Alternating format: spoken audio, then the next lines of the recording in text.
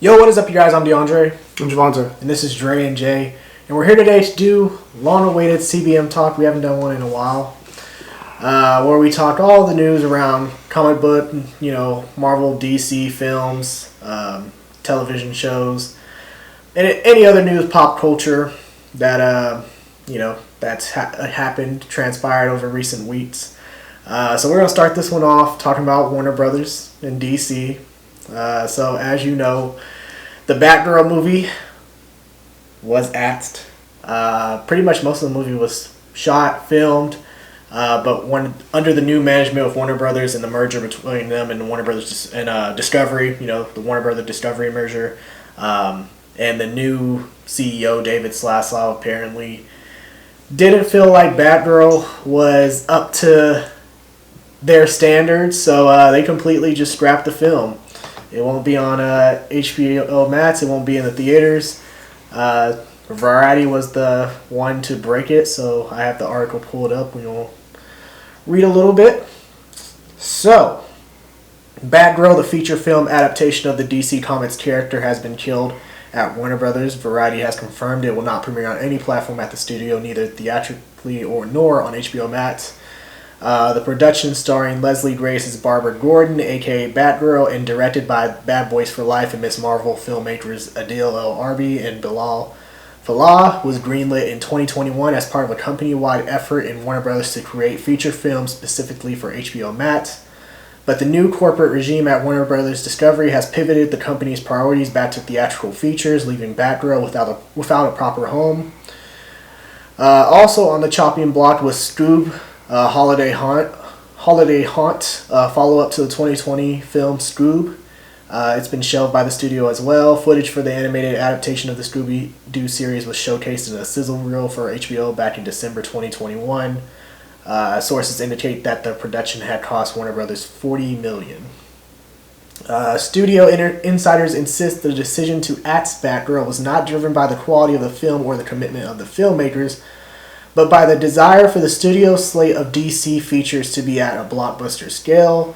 Batgirl was budgeted to screen in homes on HBO Max and not for a major global release in theaters. The initial $75 million production budget for the project, which finished principal photography earlier this year and was in post-production, reached $90 million, due in part to COVID-related delays and protocols. The decision still comes as a shock, as the studios almost never shelf productions outright, preferring to get at least some return to their investment. It also comes as Warner Brothers is still contending with what to do about The Flash, a DDC adaptation created and budgeted specifically for theatrical release in 2023. The film has been utterly hamstrung by repeated allegations of abuse and misconduct by its star Ezra Miller. And it's not like Batgirl was a small movie either. Along with Grace, J.K. Simmons plays Barbara's father, Commissioner Jim Gordon, and Michael Keaton reprises his role as Batman, as he also does in The Flash. Brendan Fraser plays the villain Firefly, and Grace told Variety in April that she had preliminary discussions with El Arbi and Fallah about what a sequel could be. So, yeah, a lot to unpack there. Javante, what you got to say about it? You can go first if you want. I'll go first? Yeah. Well, actually, let me pull up this. I just want to... Because the cast, they actually react to the decision now that it's been a week. We got their reaction. So, Leslie Grace, the star of Warner Brothers' canceled film, Batgirl film, has issued a statement. She said, "Querida familia, on the heels of the recent news about our movie, Batgirl, I am proud of the love, hard work, and intention all our incredible cast and tireless crew put into this film over 7 months in Scotland." Grace wrote on Instagram, "I feel blessed to have worked among absolute greats and forged relationships for a long time in the process. To every Batgirl fan, thank you for the love and belief, allowing me to take on the cape and become, as Babs said best, my own damn hero, Batgirl for life." And then the directors, they said, "We can't believe it. As directors, it's critical that our work be shown to audiences, and while the film was far from finished, we wish that fans all over the world would have had the opportunity to see and embrace the final film themselves. Maybe one day they will, inshallah." So yeah, and apparently the directors, one of them was getting married overseas, and that's when they found out the news. So, Variety also reported that a tax incentive was a driving force behind the decision to kill Batgirl. According to the report, Warner Brothers will almost certainly take a tax write-down, seen internally as the most financially sound way to recoup the cost, at least on an accountant's ledger.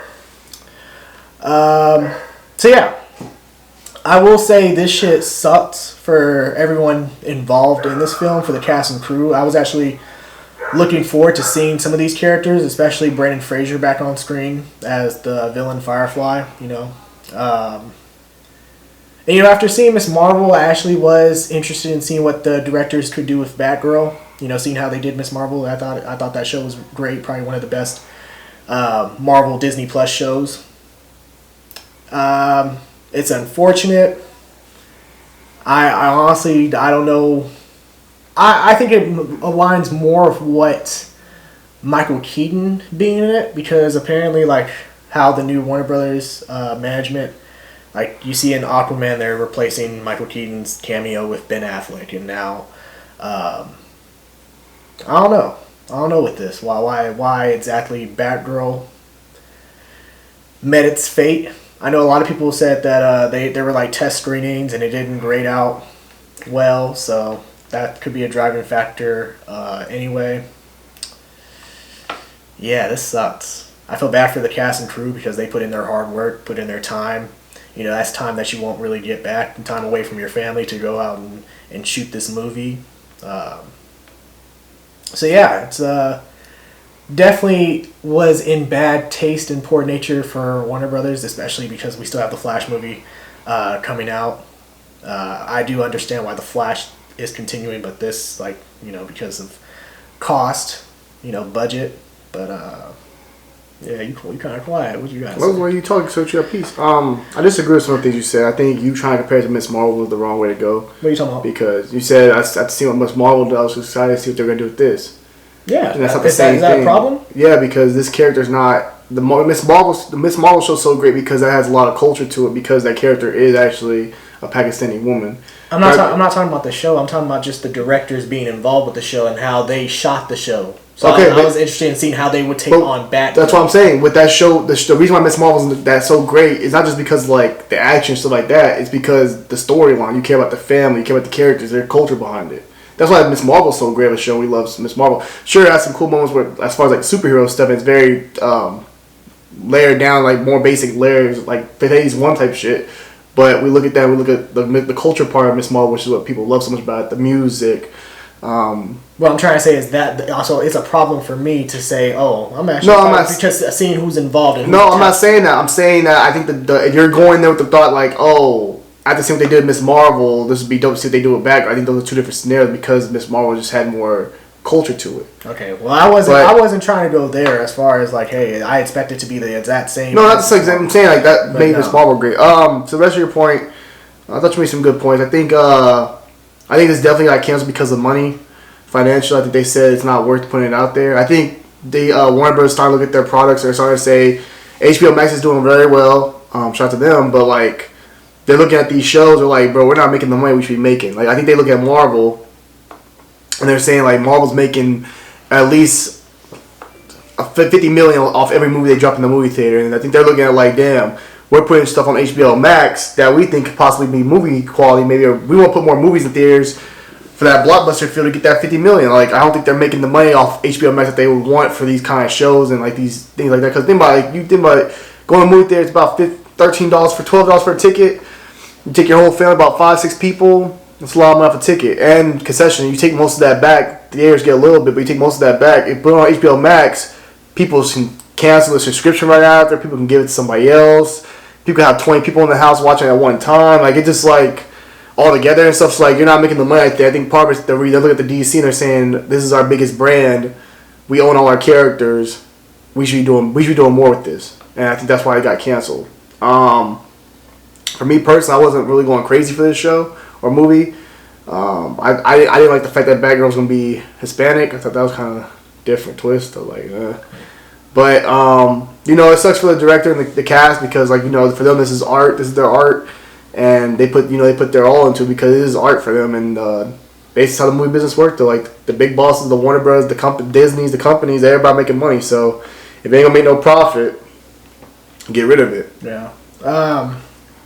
I think it's honestly it is kind of a bad look though, because especially like for the future of filmmaking, like as far as creators, I think some people will be like kind of hesitant to work for Warner Brothers in case that, hey, like these guys put on all this work, like had a basically finished film, and it's not even getting released. Period. But it happens all the time though. This is a rare occasion. Not really. Well, not maybe for Warner Brothers. I look at Disney. Disney does all the time with Star Wars. I mean, Donald Glover could be doing a Lando show. No. Name me something that was actually shot and pretty much finished. No, what I'm saying, as far as like people like putting their work and saying like, okay, I'm signing a contract to be a part of this and this and this, and then you cancel and say we're not going that route no more. But it's still a difference. They actually filmed the movie. They're not done. It's not completely done yet. It was done. Okay, they said partly done. It was pretty much There's done. still some stuff it was in final stages of production. Okay, no, I get that's wrong, but like I mean, people are still gonna work at the reason why they're not doing it though. We understand the reason. They want to make the money. It's not gonna make the box. They want to make the money off of it. It's not gonna make the kind of money they would want. It's not worth the cost of putting it out there. That's what they're trying to say, pretty much. I'm not saying it's not wrong if you're an art director or an artist, but I'm sure you're still. I don't think it's gonna hurt Warner Bros. As far as getting people to come direct movies. I'm sure somebody's gonna want to take on a fucking movie. I think there would be certain people who would have like a bad taste. That's what I'm trying to say. I was compared to Star Wars. People still come to direct Star Wars, and Star Wars been canceling shows and yeah, that's fine if you want to say that. But you said this is the same situation as Star Wars. It's not. I mean, as far as like people want to still you said nobody want. You think it's gonna hurt Warner, but as far as people want to come make content there. Star Wars is still getting people to come make content, even though they have screwed pretty much everybody, like Ryan Johnson, Patty Jenkins, Donald Glover. When it comes to the Lando series, like they've screwed a lot of people as far as where those shows are going, if they're ever going to see light of day. But people still want to come work on Star Wars because the product's so big. I think that's the same thing with this. I think somebody's gonna still want to take a chance to say, okay, you want me to do a Batman movie? Fine, do a Batman movie. I think people are still want to do the work. You know what I mean? Mm-hmm. But it does suck to see this though, and it just shows you, like we always talk about, the company. I talk about the same thing. The company is about making money at the end of the day. Warner Bros. Is about making money. This is why I thought about when I think about the Ezra Miller situation. I was like, okay. Let's be honest. This movie's coming out because you want to make money. I know that's my friend go to next, but you want to make money off the movie. Fine, that's cool. But they don't do that Amber Heard, Johnny Depp situation where you over here trying to be morale and show you have some morale. You have some morality to you. Let's be honest. These companies don't care. These billion-dollar companies, they don't care about. They care about making bread. Okay. Just all it is. But hey man, I hope it all works out for them. So, moving on, because we still are on the topic of Warner Brothers. So, David Zaslav addressed the company's controversial decision to cancel Batgirl, and he even announced a new plan for DC films. So he said, quote, "We're not going to launch a movie until it's ready." When asked directly about Batgirl getting the ads, "We're not going to launch a movie to make a quarter, and we're not going to put a movie out unless we believe in it." During the presentation, Zaslav repeatedly pointed to the company's DC superhero properties, including Batman, Superman, and Wonder Woman, as central to the company's broader content strategy. To better marshal those properties, Zaslav cited his previously reported goal of putting together a team with a 10-year plan focusing just on DC, similar to the approach Disney has taken with Marvel Studios as run by Kevin Feige, but he did not announce who would be leading or who would be heading the team. These are brands that are known everywhere in the world, he said, of the DC characters, and as part of that, we're going to focus on quality. DC is something that we think we could make better, and we're focused on it now. Zaslav mentioned quality repeatedly when discussing DC, strongly implying that Batgirl was not up to the standard that he believes is necessary for adaptations of the wider comic book property. Basically, that's just trash. Basically. The objective is to grow the DC brand, to grow DC characters, he said, but also our job is to protect the DC brand, and that's what we're going to do. Zaslav name-checked Black Adam, Shazam 2, and The Flash as DC features that he's very excited about. Quote, "We've seen them, we think they're terrific, and we think we can make them even better," he said. Zaslav's mention of The Flash, currently scheduled to debut June 2023, is particularly meaningful as star Ezra Miller is facing multiple allegations of abuse and misconduct that neither the actor nor the studio have addressed publicly. The decision to shelve 2 nearly completed feature films, including a superhero property with a $90 million budget, stunned the wider industry on Wednesday. I already said this part about them. I know he said that. I think he's giving her a fandom too. Fandom's not going to be here no more. Not doing the fandom. Yeah. So interesting. I mean, hey, he did say DC has a new 10-year plan, and that he wants Batman, Superman, and Wonder Woman to be on the forefront. Doesn't sound too bad. However, this is like the 3rd time I'm hearing this shit. So you keep sipping the tea. Who said I was sipping the tea? I'm clearly saying. Did you not just hear what I just said? This is the 3rd time I'm hearing this shit. So I honestly don't going forward. I'm not gonna put too much faith in this damn plan. This is something where, hey, actually I'm just gonna continue what I've been doing with DC for the past year or two. Each movie that's come out, I've watched it, checked it out. So far, DC's been on a pretty good slate. So they're really going against all that. At a time. They're changing all that. Are they? Yes. Not really. He's basically. You always talk about how much you hate the MCU trying to follow the MCU brand. That's literally what he just said we're going to try to do. We're trying to make a 10-year build of film to connect. We're basically building an MCU of our own. No, but that's what he just said. It's different. He even said he's not focusing on quantity. He's focusing on quality. Dog, he still said this is a 10-year plan for him, which means what? How long has been Marvel been? Marvel's just now going to year 12. Okay. Or year 13. And? So that means he's still plans on. You talked about before in this. You talked about in videos before. You said I would rather just make good content that doesn't have to be connected to anything else. This is going the route of connecting everything again. No, it isn't. No, look, how you been? Look, he's still making. He said he's focused on quality. I'm not talking about quality. So I'm talking about connection. But anyway, hold on. So he still has the Batman. Like that, Matt Reeves. That's not connected to this shit. That's my point. The fact that we still have projects that are unconnected. That's the only thing that's not connected. That shit. We'll go talk about that later. But Joker, that's one-off. That's a one-off film. That's gonna be done. But still, there are other films. It's not just one single film, like one single universe. Yes, it is. The main time. Think about it. Joker's gonna be like, okay, here it's to this. Batman's gonna be to this. The main shit the main shit that we pushing, the Shazams, the Black Adams, the Batman, Superman, all that's gonna be tied to one universe. And I'm fine with that. Why? What are you? Because you just complain. You complain about how I want to have good Superman. I want to see good films that are just done right for the character. Instead of having stuff always trying to connect and stuff like that. Yes. How you might not be you're getting literally an MCU version of DC now, of a damn connection of a universe, which you said you never wanted. You said we don't need that. I never said I didn't want to see You said we don't need a copy. You said I'm tired of people always trying to do the damn connection to everything. You don't have to do that. You can make good superhero films. You don't. But that's what they're doing. But there are. Oh my God, you're not getting Javante. There are other projects out there. There are other projects besides the Joker and the Batman movie. That's two. That's two already. That's two. Batman's his own thing. Give you that one. The Joker one, we guys said the second movie's gonna turn out, but Joker's a little one-off. That shit was one-off the first time. We're surprised it came back the second time. What I'm trying to say is there are others. I mean, but what else you do a one-off? I don't know, Javante. They haven't announced anything else right now. You're not doing it. Will. But listen, what I'm saying. You're not gonna do a Green Lantern one-off. You're not doing a Superman one-off. You're not doing a Shazam one-off. You're keeping Shazam. You're keeping Black Adam. You're not doing anything. The Batman's only that can do his own thing because the Batman's such a big character, so popular character with so much other shit you could do him with or do for him. That's what you got a one-off for. Okay, what if they did the Black Michael B. Jordan Superman film? That'd be nobody's gonna see that shit. That's what I'm saying. That's content that people be like, okay. That's its own thing, though. But who's gonna go see that shit? I want to see Black Clark Kent. When we got Clark Kent. I'm not talking about Black Clark Kent. Nigga, even worse than you want to see these. It's Val Zod. Most niggas don't know who the fuck that is. That's the point. But that doesn't. That's some shit that you do when you have already established certain things. They're not established enough to just throw shit out there like that and say, that's the problem with Batgirl. They just canceled Batgirl for that same reason. Hey, bro, I don't think it's going to make the money and do what we need to do. Man. You tell me Val Zod's going to go on, what are you put on, streaming or the movie theater? I don't fucking know. Okay. You think Val Zod's making over 50 million? Over 50? Yes. Fuck no. 50 mil? Nobody knows the fuck it is. 50 mil? Who knows who it is? 50 mil? Yes. No, 50 mil. Over 120 mil. Up there. We want 500 mil by that time. 500 mil? Yeah. Val Zod. That's who meant Val Zod. Could be. When it's on its own thing. When it has no connection. Yes, it's possible, nigga. 500 mil is possible. Yes, that's easy. Come on now.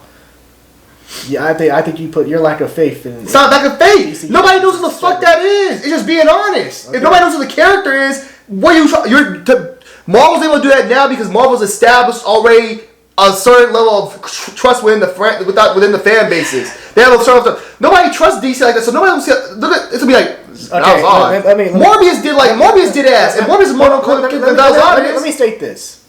Val Zod, his character already is in a different timeline than most of the DC characters. He's in a different established universe. So yes, you could do a fucking... I'm not saying you can't do it, DeAndre. I'm not saying that. Listen what I'm saying. Financially, does it benefit you to do a film like that? No. It's like doing a Morbius. It's like when Sony does these Venoms and these Morbius movies. Does it benefit them because, oh, we got superhero movies. It's a superhero movie. It's its own thing. It doesn't benefit them. Except it would actually be good because... How you know me? Well, let me hold on. Let me ask you this. How many outside DC projects, like outside of their cinematic universe, have been terrible? How many have been bad? Let me ask you that. How many they done outside? Well, what's it done? Like outside of its cinematic universe? What they done? Joker and Batman, too. Joker, Batman. And those are two household names. Nice try. Give me some people that aren't known. Dark Knight. Dark Knight doesn't count. There was no universe at that time. You can't use that. Okay. Use the shit that actually since we've had connectivity with MCU. So far, Joker. Okay, two characters. Super Pets has been. That's a cartoon, bro. Still, it's a cartoon. Successful. Still. So you're reaching now, bro. We're not talking about cartoons. We're talking live action shit. Joker and Batman's the only two you named, right? And Joker and Batman are both household fucking names. They're household. Everybody knows who the fuck the Joker is. Everybody knows who Batman is. Those two household names. You're talking about a motherfucker named Val Zod. Nobody knows who the fuck that is. That's what I'm trying to say. Financially. No, you don't know who the fuck that is. Bro! Go call him right now. Most people don't know who the fuck Val Zod is, bro. I'm not trying to be mean. I'm just saying. Most people don't know who that is. That character is. And isn't that the point of giving the motherfucker a movie? You do, but DeAndre, you do that stuff when you've already built up your certain level of trust within your fan base. DC doesn't have that kind of credibility right now. What the fuck? Marvel's able to make come up with these new characters and new shows for characters, right? In a cinematic universe, because those characters were introduced earlier. No, they were not. Miss Marvel's shut the fuck up. Oh my goodness, go ahead. God damn. Go ahead. Let me finish. Some of them have been introduced earlier in films. Others, sure, they're new. But they pay attention to them. Why? Because they take place within that cinematic universe. So that whenever they watch those movies, they're always hoping, oh, how does this lead into this story? It's not just that, though. You can't just say it. It's not just that. It's also, they have credibility that's built up so people will go see those characters. Even like Guardians. Before it was fucking credibility. Guardians of the Galaxy, nobody knew the fuck that was. But Marvel had some credibility behind it, so people were like, I'm going to watch this Marvel movie. And it turned out to be good. What I'm saying is it isn't about connection. It's about fucking getting a fucking connection with your fan base to where they believe in what the fuck you're putting out there, that you're putting out good content. Okay, so that's my point. Is that if DC is doing its films in its own cinematic universe, which I don't even know what you're trying to make with the argument about as far as me... All I was trying to say, bro, look, all I was trying to say was, you went on here before and said, you got your title that everyone's trying to connect everything. Yes, what I'm trying to say is, when DC, like, if they focus, like Marvel is strictly cinematic universe. The only way that it's not cinematic is if it's a Sony-owned property. No, other cartoons. Cartoons do their own thing too. Which one? Go ahead. The new shit's kind of the Spider-Man the new Spider-Man freshman year. Okay, they're just now. They're just the X-Men 97. All that shit's new shit. That's their own different thing. X-Men 97 is a okay, but it's not connecting nowhere to the MCU. It's not trying to connect to the MCU. That's still a continuation from a show. But anyway, all right. So what I'm trying to say is DC, at least I don't want from them is them strictly having to involve some of these characters within the cinematic universe. Because it lacks, like, it kind of cuts off from storytelling. You're not able to tell all these but that's the route they're going. If your only character you're getting outside as the Batman guy. And the Batman character, Robert Pattinson's Batman. That's the only thing you're getting outside of that. That's what I'm trying to say. They're not going to do a Green Lantern on the solo. That's going to be a team. That's going to be a connected movie. All Shazam, Black Adam, those are all connected movies. They're not going to be solos. The only thing you're going to get that's in that solo thing is the Batman movies. Which is cool, but I'm just saying, like...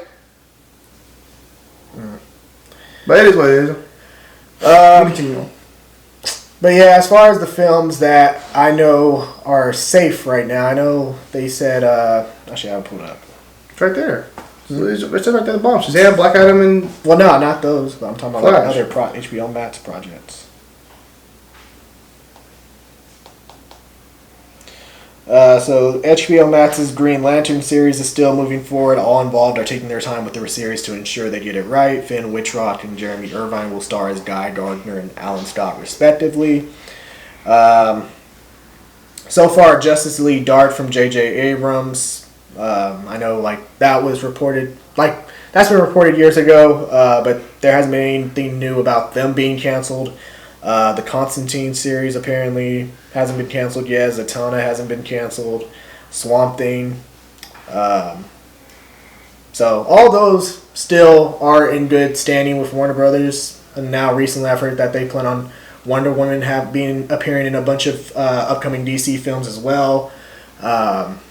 So this doesn't. I don't think this means a reboot completely or a rebuild. That's what a lot of people were speculating. Was like they were just gonna completely just scrap the DC and start over.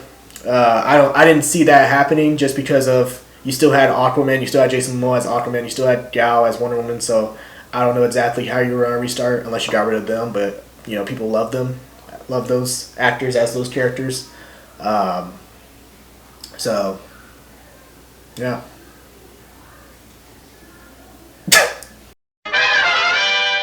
One of those movies as well that's continuing on, as we mentioned, The Flash. That's going to still be released in 2023, although that could be pushed back again because its star Ezra Miller was in the headlines again as he was charged with felony burglary in Vermont. According to a police report, Vermont State Police were notified of a burglary complaint from a residence in Stamford at 5:55 p.m. on May 1st. Police found that several bottles of alcohol were taken from the residence while the homeowners were not present. After collecting statements and looking at surveillance videos, police found probable cause to charge Miller with felony burglary into an unoccupied dwelling. They located Miller on August 7th at 11:23 p.m. and issued them a citation to appear in Vermont Superior Court on September 26th for arraignment. According to a Rolling Stone investigation in June, Miller has been housing a 25-year-old mother and her 3 children who are between the ages of 1 and 5 at the actor's home ranch in Stamford, Vermont. The property doubles as an unlicensed cannabis farm and has several firearms on the premises, according to the report. One source who spoke to Rolling Stone alleged that the 1-year-old child was found with a loose bullet in their mouth. It's unclear whether Stamford properties are one and the same. This is the latest controversy to befall Miller, who has been at the center of the scandals for the better part of this year. They were arrested twice in Hawaii this spring, once for disorderly conduct and harassment and once more for second-degree assault. Miller is facing several allegations of abuse from different women around the world, including choking a woman in an Icelandic bar and harassing another woman in her home in Berlin. Throughout Miller's arrest and controversies, the question of whether or not the solo Flash movie will be canceled or released in theaters next year has persisted. Last week, however, Warner Brothers Discovery CEO David Zaslav reiterated that The Flash is still a go, saying, "We have seen The Flash, Black Adam, and Shazam 2. We are very excited about them. We've seen them. We think they are terrific, and we think we can make them even better." After several delays, The Flash is currently set to hit theaters on June 23rd, 2023. So Ezra, man, I don't know what to say at this point with this person. This is just this is crazy at this point. I do think Warner Brothers needs to come out and like officially say that this man is done in the DCEU. Like he's done in DC. He's done with their films. Because I think the only time they said like, oh, they plan on moving on from him after The Flash, and I don't think anyone actually said it. I just know that was like a report that that they were moving on from him. But nobody has officially said it, you know, from the head of DC. So we're still waiting on that. Javante, going to you. I think he'll be there. I think the movie does well. If it comes to it does well, he'll still be around for next phases of whatever DC. Really? Yeah. They haven't said anything yet. If they had a problem with what he's been doing, they would have been said, "All right, hey, this is it. We're moving on." The fact that he said we're excited about the film, excited about the future, the future of it, the DC, that tells you that the movie does well. People are okay with him, and you know, it does its box office. They'll stick around with him. Nah, I think even me, like the movie could be amazing as fuck. I still wouldn't want him. You know, because you still can't say that. You're gonna support the movie. If it does a great number in the box office, and people are liking the character, they like the whole film, he's gonna be around. That's how it goes. This is, I mean, look. No, I can. You can obviously just recast the character. No, they're not gonna. DeAndre, if that's the case, they would have been on and said, "Hey, we're moving on." You said, Why not? I mean, yeah, they could. They have said as far as like moving on. They could have said we're gonna pay this guy out and move on from him right now instead of doing this film. And we're gonna pay him out. And I mean, they would still release the film regardless. I would change the actor out. Like I said, if they listen, what I'm saying. If they really want to put us, make it seem like, hey, we're moving on. We pay him out. We reshoot the scene. Sure, it costs some money, but for the public viewing. We look better coming out of it. Motherfucker, you know how much you got to reshoot? This man isn't playing... He's doing $90 million. Hold on. He's playing himself in the movie. He's playing... okay. I think I need another actor to play both of them again. I need another actor to play two Flashes. What you're saying. Bro, you know how much that would cost? Okay, but what I'm saying is, if it's really about, hey, we're taking a stand against all this stuff that he's done, we'll recast. Hey, it's Warner Bros. They have plan money. We'll take our L... We'll put the movie out still. We'll probably make some of our money back. We might even make a little bit more than we thought because it sounds like we recast and got rid of his ass. But if they choose, I think they're gonna stay with him. I wish they would give him, but I think they're gonna stay with him. Okay. I think he'll be around still. I think. I think they're gonna release the movie. In a way, society is showing anyway. Showing the show. Like if it's a dude that does something, I mean, it's like the woman, get the outrage. You dude don't might give a fuck. They just fire your ass. That's like the Johnny Depp. I mean, they paid Johnny Depp on Saturday. Johnny Depp. We're moving on. And the fact that they haven't done that with this situation, which he's done a lot worse than what the fuck Johnny Depp was even accused. Well, Johnny Depp was accused of a lot of shit too, but Johnny Depp didn't do shit wrong. He was found innocent. He held his innocence. This motherfucker been arrested multiple times and stuff. But I think he'll be around, bro. They're moving on from this movie. How can you say they're gonna move on, bro? They're still putting the movie in theaters. That means you feel comfortable enough having this motherfucker come to premiere and do all this other shit. Because the rest of the movie is good. Yes.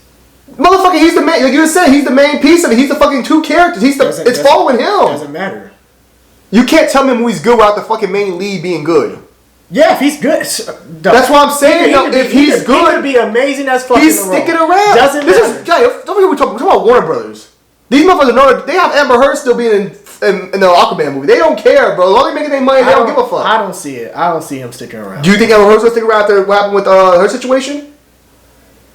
I think after Aquaman, yeah. Did you think Amber Heard, after the trial went down, do you think Amber Heard was going to stick around? Did I think she was... And she had a small part. Do I think she still was going to be in the movie? Yes. Wow. Do I think she's still going to be Mara moving forward?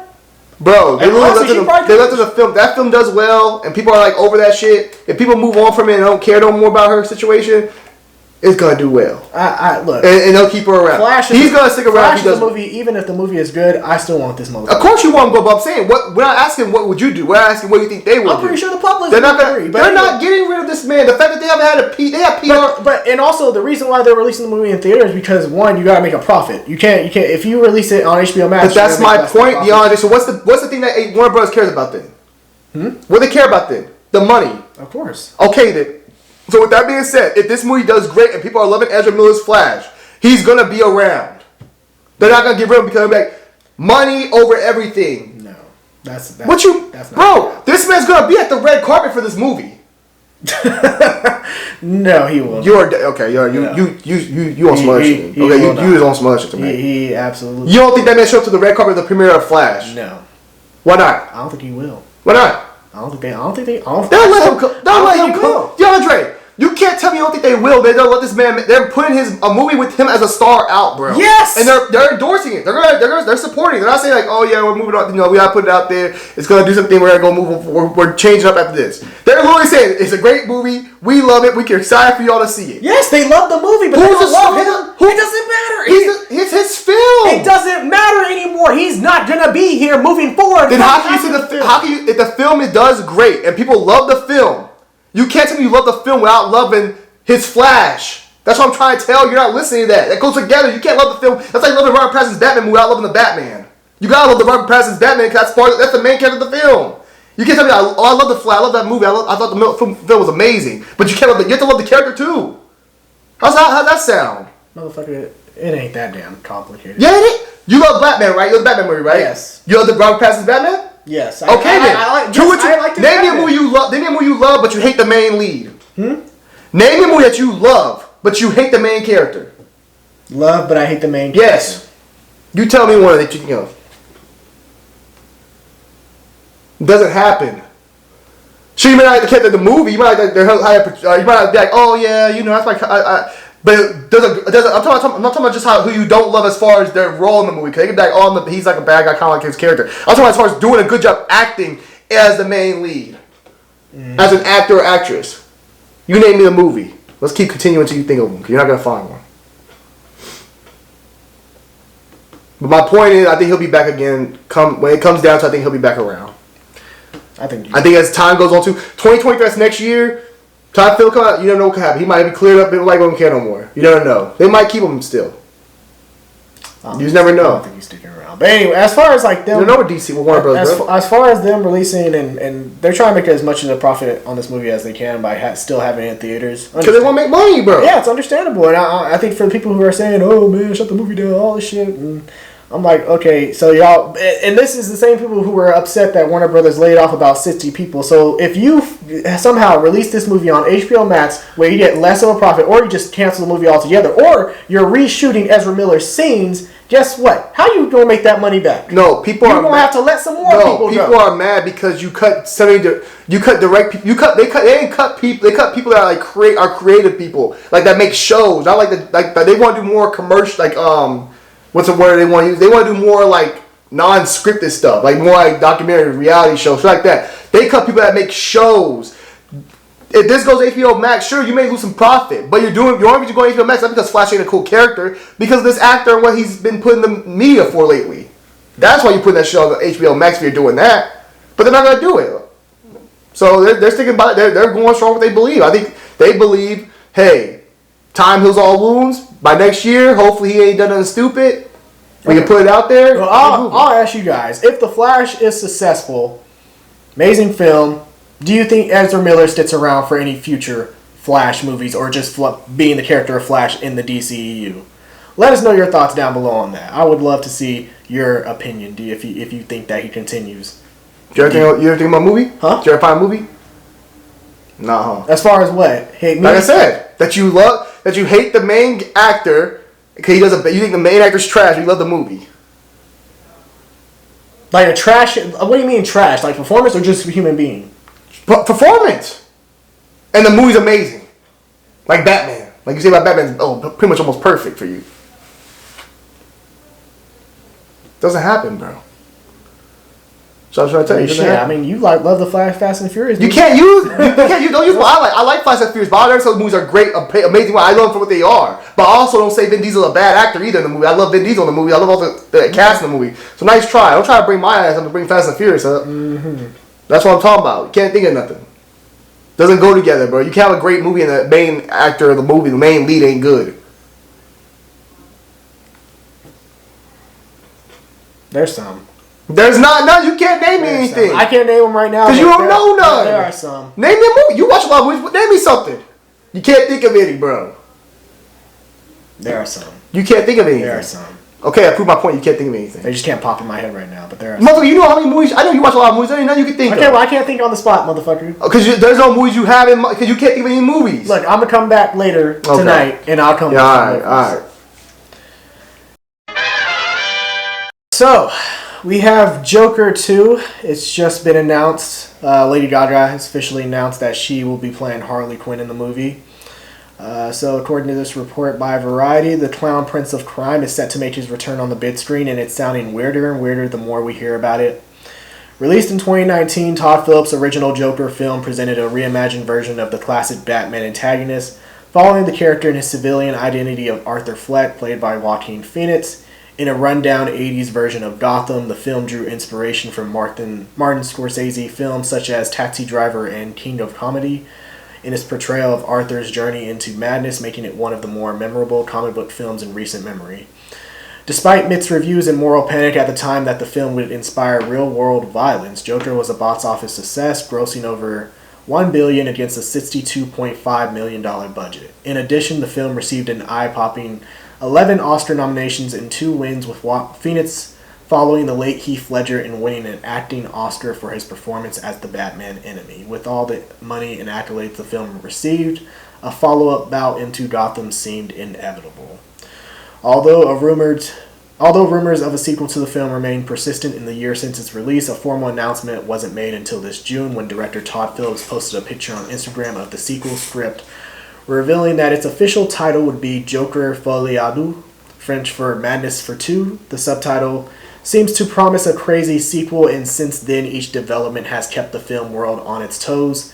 So while the plot for Joker 2 remains firmly under wraps, here's what we do know about Phoenix's second outing as the most iconic villain in all of comics.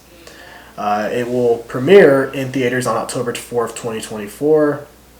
Notably, that its date is 5 years to the day of the original film's theatrical release. Phoenix and Todd Phillips are both returning. The actor is getting a significant pay upgrade for the sequel, netting $20 million for the movie after taking a $4.5 million salary for the original.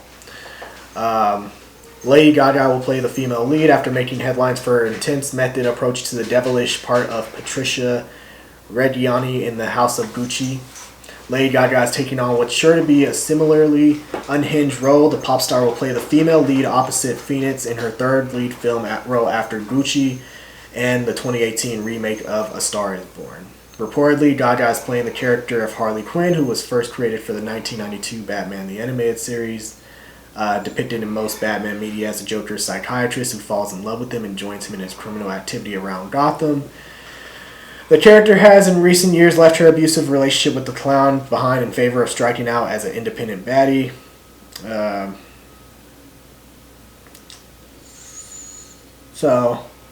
Yeah. Oh, it's a musical. In a pivot for the original film nobody saw coming, Lady Gaga's casting news came with the announcement that Folie à Deux would be a musical. How the film plans to incorporate musical numbers or whether or not Gaga will contribute music like she did for A Star is Born remains to be seen. There will be no connection to the Batman or Justice League, and the movie will take place mainly in Arkham, like for a majority of the movie. So, I personally, when they announced the sequel, I was like, it's not really needed just because the first movie was just so amazing, standing on its own. But you know what? I'm curious to see how the sequel will be. I definitely will give it a watch. I love Lady Gaga. I think she's an amazing artist, and recently she's been an amazing actress as well. So I think she'll do a great job as Harley Quinn in the role. I know there's also another report that Zazie Beetz is returning to play her character. So maybe there's a conflict there. Maybe her character. Conflict of what? I don't know. Like she didn't know who the fuck he was. Well, that's because I think maybe like she sees, Arthur Fleck on the news, feels bad for him that he's her neighbor and like she's the only person that visits him in Arkham. Fuck, bro. That bitch, you saw she looked at me the last week. Who are you? What the? Yeah. We do my house. Yeah. Oh no. I'm saying, but like maybe she feels bad for like she sees him on the news and she's like, oh my god, like shit. And she feels bad for him. Maybe she visits him in the hospital and like maybe that's, like that's the only time she'll be on the film is like when she's visiting him and it's like through a glass or something. I don't know. I could see something like that, and maybe Lady Gaga gets jealous seeing him communicate with her or something. So yeah, I mean, as far as like me being hyped for it. I will say that Joaquin doesn't do sequels, usually. I don't think he ever has done a sequel to the movie. So him coming back to actually play this character, especially seeing where Joker was in the first film, like what he had to do to get into the role of Joker, like how much weight he had to lose and everything. So the script must be really good for him to want to come back and do it. So I have faith in this movie. What do you think? I think director. I know the first one he took some inspiration, like they said, from the Oracle Taxi Driver and stuff like that, and he did something different. It worked. I think sometimes though, even look at Taika Waititi in a way.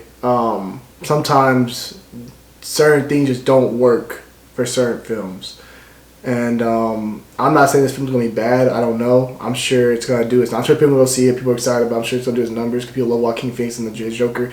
Me personally, I saw the first Joker in the theaters. That was a good film. I didn't enjoy it. I didn't love it, but I thought it was good. I never thought I had the praise for a lot of people did just because for me it wasn't like my type of movie. But that cast is amazing. I think Lady Gaga's amazing. Her role. I'm guessing they cast her. Of course she can sing, so I'm guessing that's part of the reason why they cast her. I would not be seeing this movie in theaters. personally, because I don't like musicals either. So for me, this is not up my alley. But that's just me. I think there's this could be. I'm sure there's some people are gonna really love this movie and stuff like that. But for me, it's not for me. So I won't be seeing it because I don't like musicals. So I'll just wait to hear from DeAndre what he thinks of it when he sees it. I'll watch the review when he does it. Okay. And I think the music, it's not like...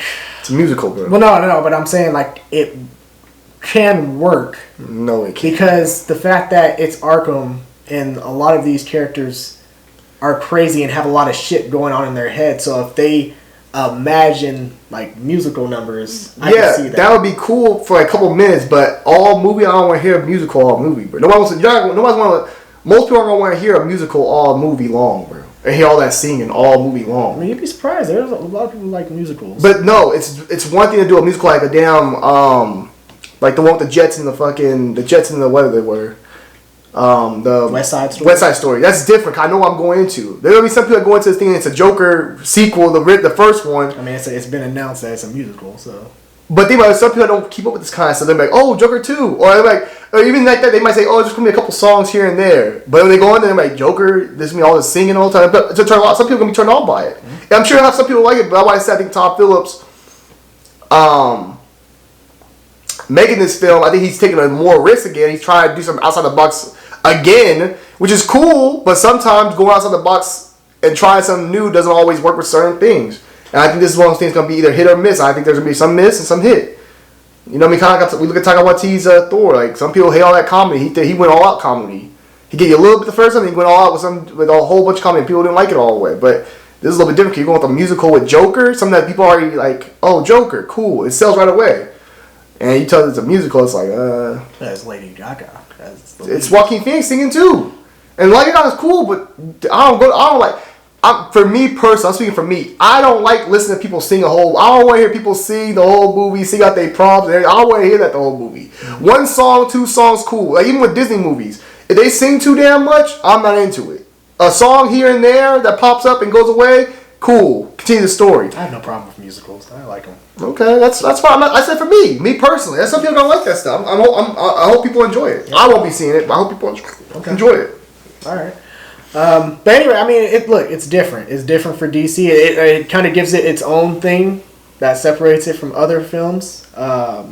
So I'm here for it. Again, I will be checking it out when it comes to theaters. I'm excited to see Joaquin return to the role as Joker, Lady Gaga to play Harley Quinn. I think she's gonna kill it. At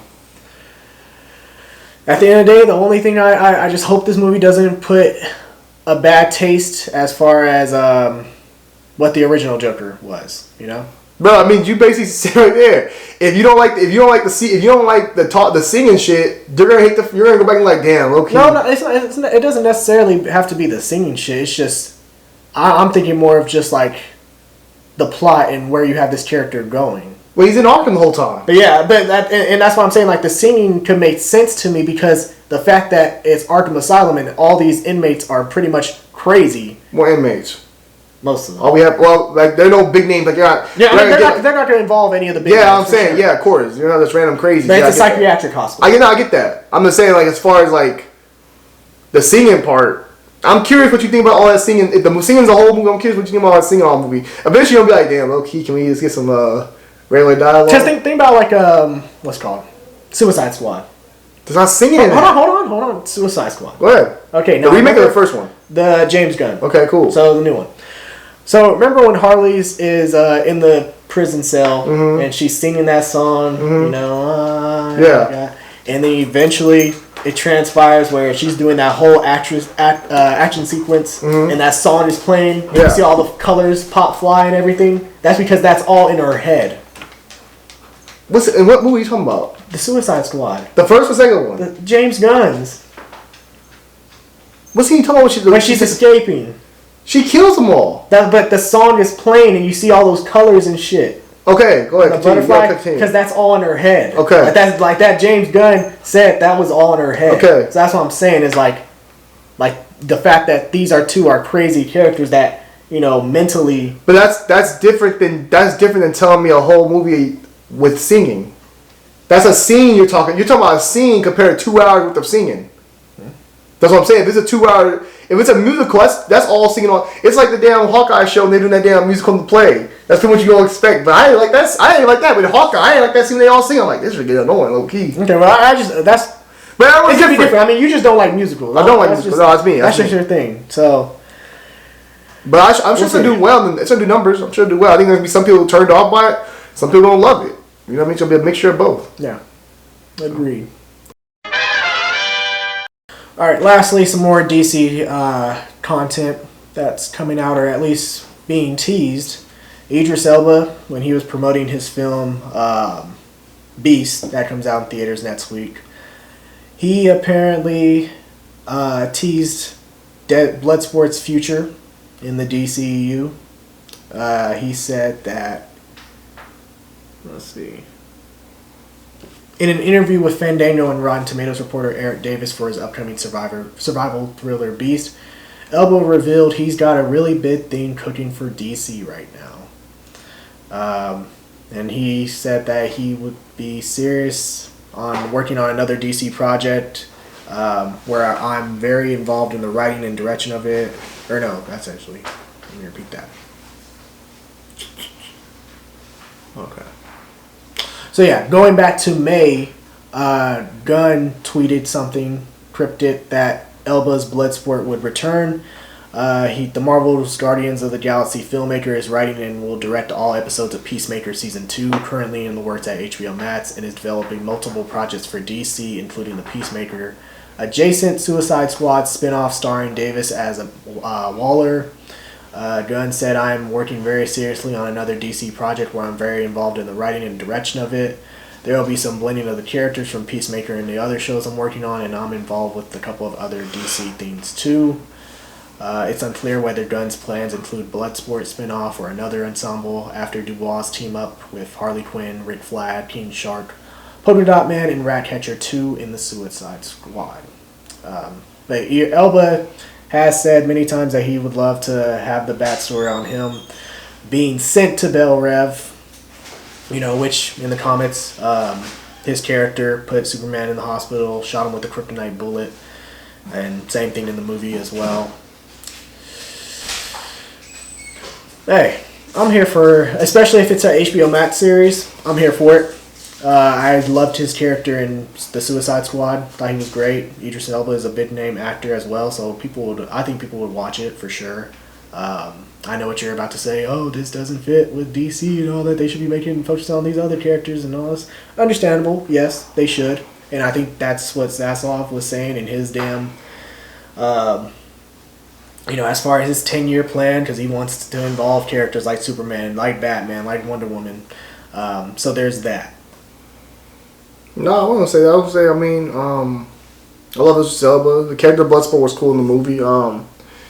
They want to do an HBO Max show for him. I'm sure there's an audience out there for it. I won't be watching it. I didn't watch the John Cena one either. That's just me personally. I don't care to watch those characters like that. But I'm sure there's a fan base out here that want to see this. Like you said, you want to see it. So, I don't blame you for getting Idris Elba. Idris Elba's a great actor. He's got to put his all in everything he does. So I'm sure there's a out there going to watch him. Definitely think you have to get some. Definitely be HBO Max. I don't put this in no theater or nothing like that. It'd be HBO Max show. But I think there's a fan base out there for it, and I think the people that want to watch it. So I'm not going to knock nobody from their happiness, bro. I'm going to watch what they want to watch. Okay. I ain't knocking nobody. Right, I won't be watching, but hey, that's just me. I'm just making sure. And then as far as just lasting news from Warner Brothers, as far as them and Discovery merger, there was a report that Warner Brothers is reportedly leaning towards bringing back Henry Cavill as DC's extended universe's Superman. Apparently they reached out to him. I don't know how that went. Oh, man. They also said Gal Gadot's Wonder Woman will reportedly appear in multiple upcoming DC films. As you have seen now with the reports that Ben Affleck is shooting scenes for Aquaman, don't be surprised if they somehow reshot Michael Keaton's Flash scenes, which is crazy, but they could do that. So he could be the Batman again. I don't know. Me personally, because I don't know if Ben Affleck wants to come back. I just don't know if he would want to come back for a full slate of upcoming DC films. Maybe if he wants to do this one for the Flash. I thought, yeah, sure, this cameo for Aquaman, but him being the main Batman again, Me personally, I was always like, hey, they should just recast Ben Affleck with another actor similar that could continue Affleck's Batman character. You know, like that he was inspired by. You know, the Frank Miller Dark Knight Returns version. So I always said that they should have recast it with like John Hamm. They made him Batman in the universe and just continue with that. But hey, if Ben Affleck's coming back, I'm here for it. I recast Ben Affleck and I recast Henry Cavill. I think Henry Cavill, of course, not because Henry Cavill's bad, he's great. I think Henry Cavill at this point, I think I would just go in a different direction because the fact that he's 40 now. He's 39. He's going on 40. You have no movie, no plans for him. His movie came out literally 10 years ago. Yeah. Like, Jason Momoa's going his sequel. Gal Gadot's already had 2 movies. Like, these guys already had multiple movies. This man says nobody's even written a script for this movie. So what I'm saying, by the time you get a script out there and get all this put together, he might be like 45, 46 years old at that point. And by the time the movie gets released and everything, take that damn long. to get a script written, directed, and everything on board, then to shoot the film and to put the film in the theater, it's about 3 years. Probably a 2 or 3 year process. Yeah. Okay, so about 43 at that point. 42. Go on 43. 42. He just turned 39. Okay, 42. Whatever you want to say, 42, 43, 42. Fine. Still, that's only 2 movies he has out. Then you gotta think about what the fuck else he wants to do. If he's still doing other things in his career as well, what else he want to do? Okay. But I'm gonna say, as far as age wise, like, the gap has been so wide. Like, how many times we seen a character come back with 10 years and say that we're doing a sequel for him? As far as for comic book movies. This man did this shit 2013, bro. I mean, shit, they're bringing Keaton back. That's not the same thing, though. You're not focusing, you're not making Keaton the focal point. Their plan was to make Keaton the Batman of the... Okay, like the Nick Fury, I get that. But that's not the same as giving a character his own film again and saying, hey, we're going to do a sequel for Man of Steel. Man of Steel came out 10 years ago, bro. I just graduated high school. I done graduated college and shit. Like, it's been a minute. All I'm saying, at that point, you might just go and recast and do a new Superman. But even within those 10 years that have passed, people still want to see him. Of course you still want to see him. People like it. Yeah, of course. But I'm saying, though, with the process, he's getting older. And also, think about it. Shit, he doesn't look older. Bro, also, you've got Ben Affleck. When you get older, it's hard to put that weight on, bro, and to keep that weight on. For him, he's always been into working out. Yeah, but I'm saying, to put the weight on for Superman, you have to do that shit continuously. But I'm saying, if you say, look, we're going on 2023, right? So 10 years from now. That's 10 years, pretty much. You're probably going to release this year, right? Mm-hmm. So let's say 2024, you get the Feige, they say, oh, we're going to do a Man of Steel movie. I mean, I don't think it would be 2024. Honestly, I think we're literally going to see them. I think with Zaslav in charge now, and as far as the Warner Brothers Discovery merger and their 10-year plan, I think they might actually get a Superman movie. I think now, I have more faith now. I have more faith now than when the previous regime did of getting a Superman film off the ground. The fact y'all was saying that same shit just a month ago when we had fandom at Comic-Con. Everybody was like, oh, Henry Cavill's coming back. Everyone thought the same thing. If this guy was gonna bring that man in, he would have been saying like, hey, we probably keep Henry Cavill on board. It's always he said. I just told you that one of us is leaning towards it. Oh well, we'll see. They've been saying that for years. Okay. They also reported Henry Cavill's gonna be at fandom Comic-Con. No, okay. And what the hell was? And Henry Cavill said a damn thing about this shit. That's another thing. Also, I gotta give a public service announcement to The Rock, Dwayne The Rock Johnson. I gotta call this motherfucker out. I know that's a bold thing to do considering how swole that nigga is and everything. But fuck you, man. You want your bullshit. Because, you know, The Rock on DC fandom, or not DC fandom, at Comic-Con when they're fans, and it's just been consistent. Not even Comic-Con, but like previous interviews when he'll talk about him fighting Superman and all this and facing off against Superman. Oh, it depends on when Superman, on who's playing him and all this. And, I would love to see Black Adam take on Superman, and everything else.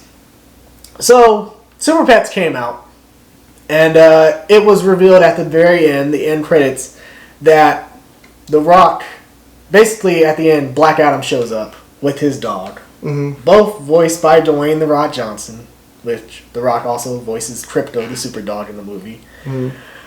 So that was basically the big tease up that he has been talking about this whole fucking time. Smart, that's cool. That's pretty smart. And fuck him. No, cause it made y'all talk about it. I don't care. Fuck him. Because it's like, look, I get it, bro. Rock is all about his personal brand. That's what I'm starting to realize now. He's a wrestler, bro. Yeah, that's what I'm saying. He's all about his brand, bro. He does not care about the fans. Anytime He does care about the fans. No, I'm talking about the comic book fans. Because let's face it.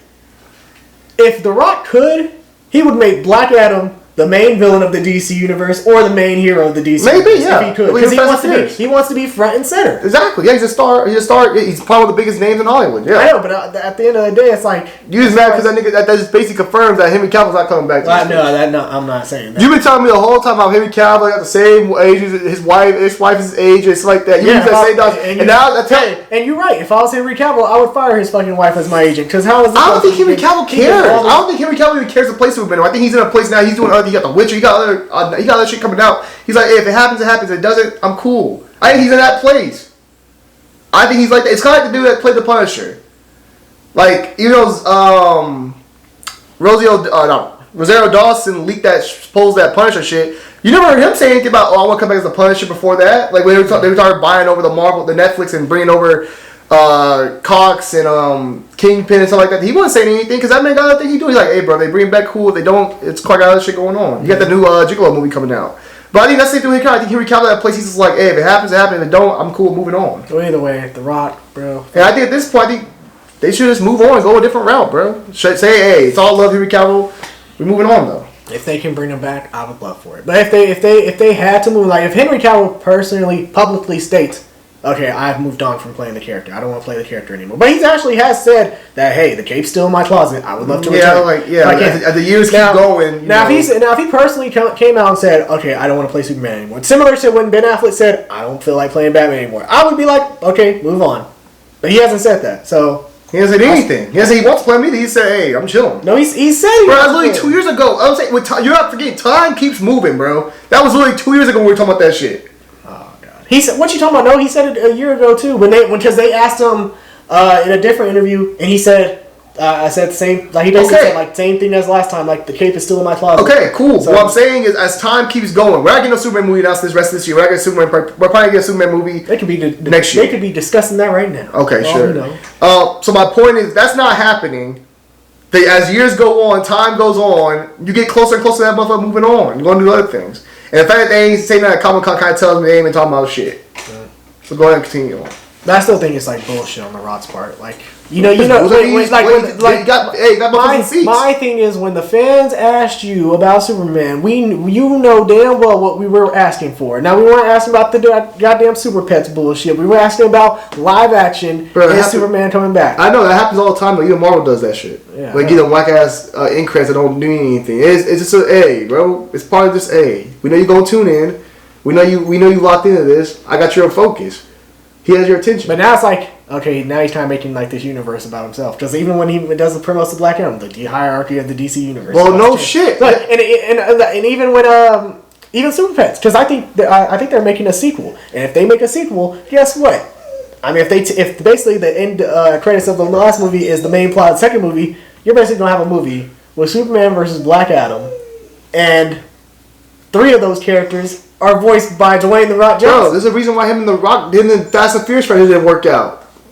Ego, yeah. Exactly, but you knew this coming into this. I don't like it's a brand new surprise. The Rock's a great. I love The Rock. The Rock's he knows his worth. He knows he's a star. He knows The Rock sells tickets. Mm-hmm. He's that guy in Hollywood when it comes to action stars right now. I mean, I guess. Yeah, only mad that man got that publicity. He said all publicity is good publicity. Told y'all. Still bullshit. Moving on from DC. Oh shit. We're gonna move into Marvel. So here we go. Hey guys, y'all think I've been biased? I'm not biased. I've been around Marvel. I do asshole too. I remember Red Marvel too. Now, I just talk shit about DC. I did talk DC a lot this pod or this show, but I will be talking Marvel too. Marvel's gonna get that heat too. I'm gonna get them that fucking ass whipping too. Okay, bet. Everybody they ass beat. So Giancarlo Esposito is in talks for a possible MCU role. While Marvel Studios might not dive into the deep end with the X-Men until after the multiverse saga. You got it. The mutants are unquestionably in the works for inclusion in the grand scheme of the MCU. Fans have been busy discussing who they want to see take on a potential role with the mutant team.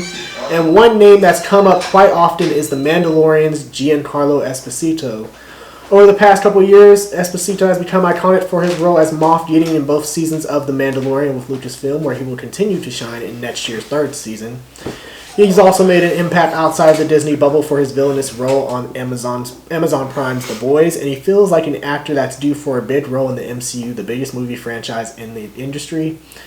Esposito has been noted in the past how he sees the MCU as a destination for him, although nothing official had been made public. Now that all the changes thanks to a recent live appearance where they have to confirm what fans have been hoping to hear.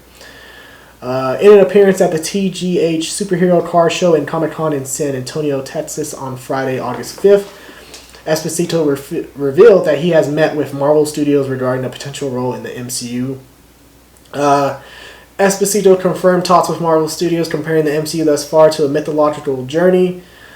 He said, quote, "So I have not worked for Marvel yet. I've been in a room with them and talked with them, and to answer your question, I think what they do is on the lines of that mythological journey that Joe Campbell talked about, who happened to be a friend of George Lucas that George Lucas put into his stories.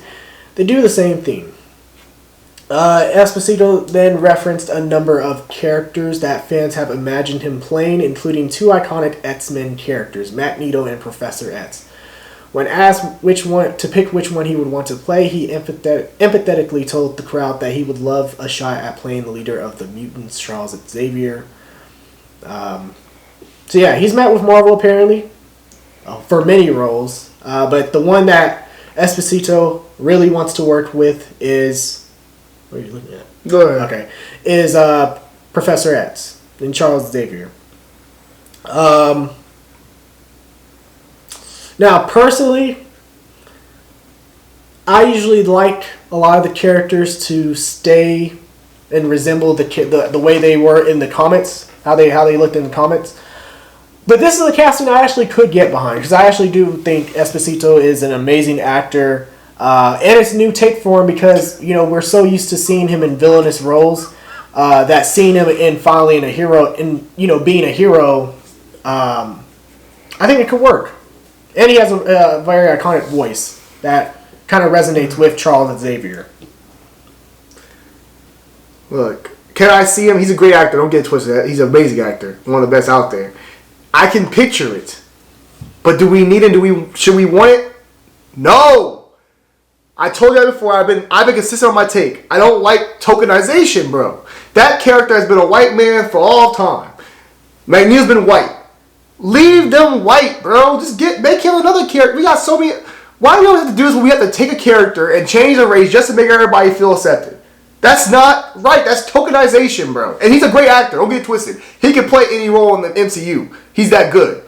But this just doesn't feel right, bro. I can't back this. That's what you just said. So he could play any role in the But the character, it's already been established as a white man. That's what I'm saying. We're not talking about some character that's just been created. This is a comic book character who's been portrayed as white. The whole time he's been white.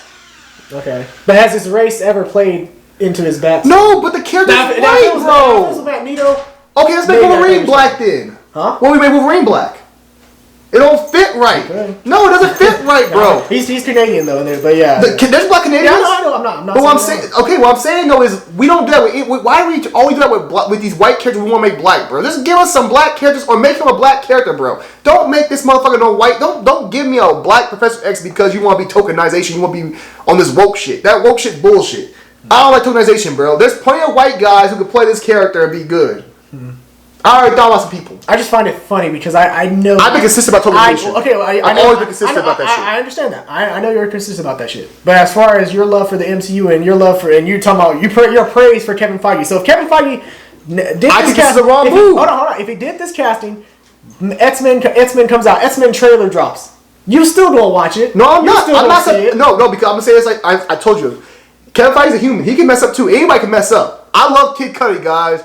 But when Kid Cudi wore the dress, not saying nothing wrong with it. That just wasn't for me. I'm like, hey, bro, that ain't for me. I can say, hey, it ain't everything for me. That wouldn't be for me. I'd be like, hey, if Kevin Feige made Professor X black, I'd be kind of hot. I'd be like, damn, bro, like, why, bro? But you're still watching the movie? No, I don't know. I'm probably not gonna watch it. You wouldn't watch it? No, because bro, that's not good, bro. That's not good. That's not good for society, bro. No, I'm not. You telling me? I'm not. You wouldn't watch an MCU? No, I'm not giving my money because, bro. I'm not supporting tokenization. You can walk off and say what you want. I'm not supporting tokenization, bro. That's just not good. I don't know why you understand. That's just not good, bro. Wait for a sec.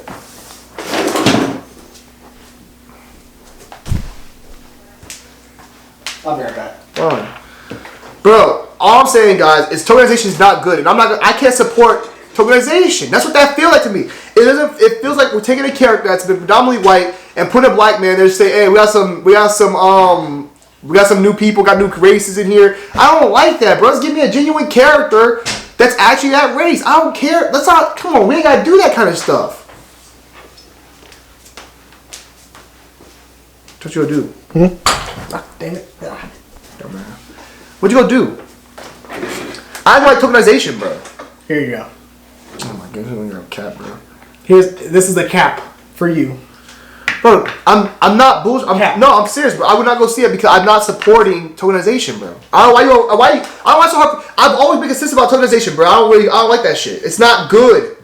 I understand you're going to be against it. I'm not going to see that shit, for bro. you to say I'm not seeing the movie, Javante, because I'm supporting it. I know, Javante, I'm supporting it. I know you damn well. You are watching this movie. That movie's like 5 years from now, also. But I'm also not supporting that. I'm not supporting tokenization, bro. You're saying you're cool with it, and that's consistent with you. Always been cool. No, personally, I said sure. I would want. You said you're cool with him to look like how he looked. No, you said you'd be okay with this. Huh? I said I'm okay with the casting because because he's such a great actor. It's still tokenization. That's like saying, hey, I'm cool with Leonardo DiCaprio playing Black Panther because he's a great actor. No, bro, it's tokenization, bro. No matter the race, no matter how good the actor is, he don't fit. It's like when recently, James Franco's been casted as Fidel Castro. Fidel Castro is a real person, Javon. Also, no, listen, that's my point. He kind of looks like Fidel Castro. But Fidel Castro is a real person. Hold on, listen. He looks like Fidel Castro. He looks the part, right? Okay, whatever. Great actor. But why do people want that?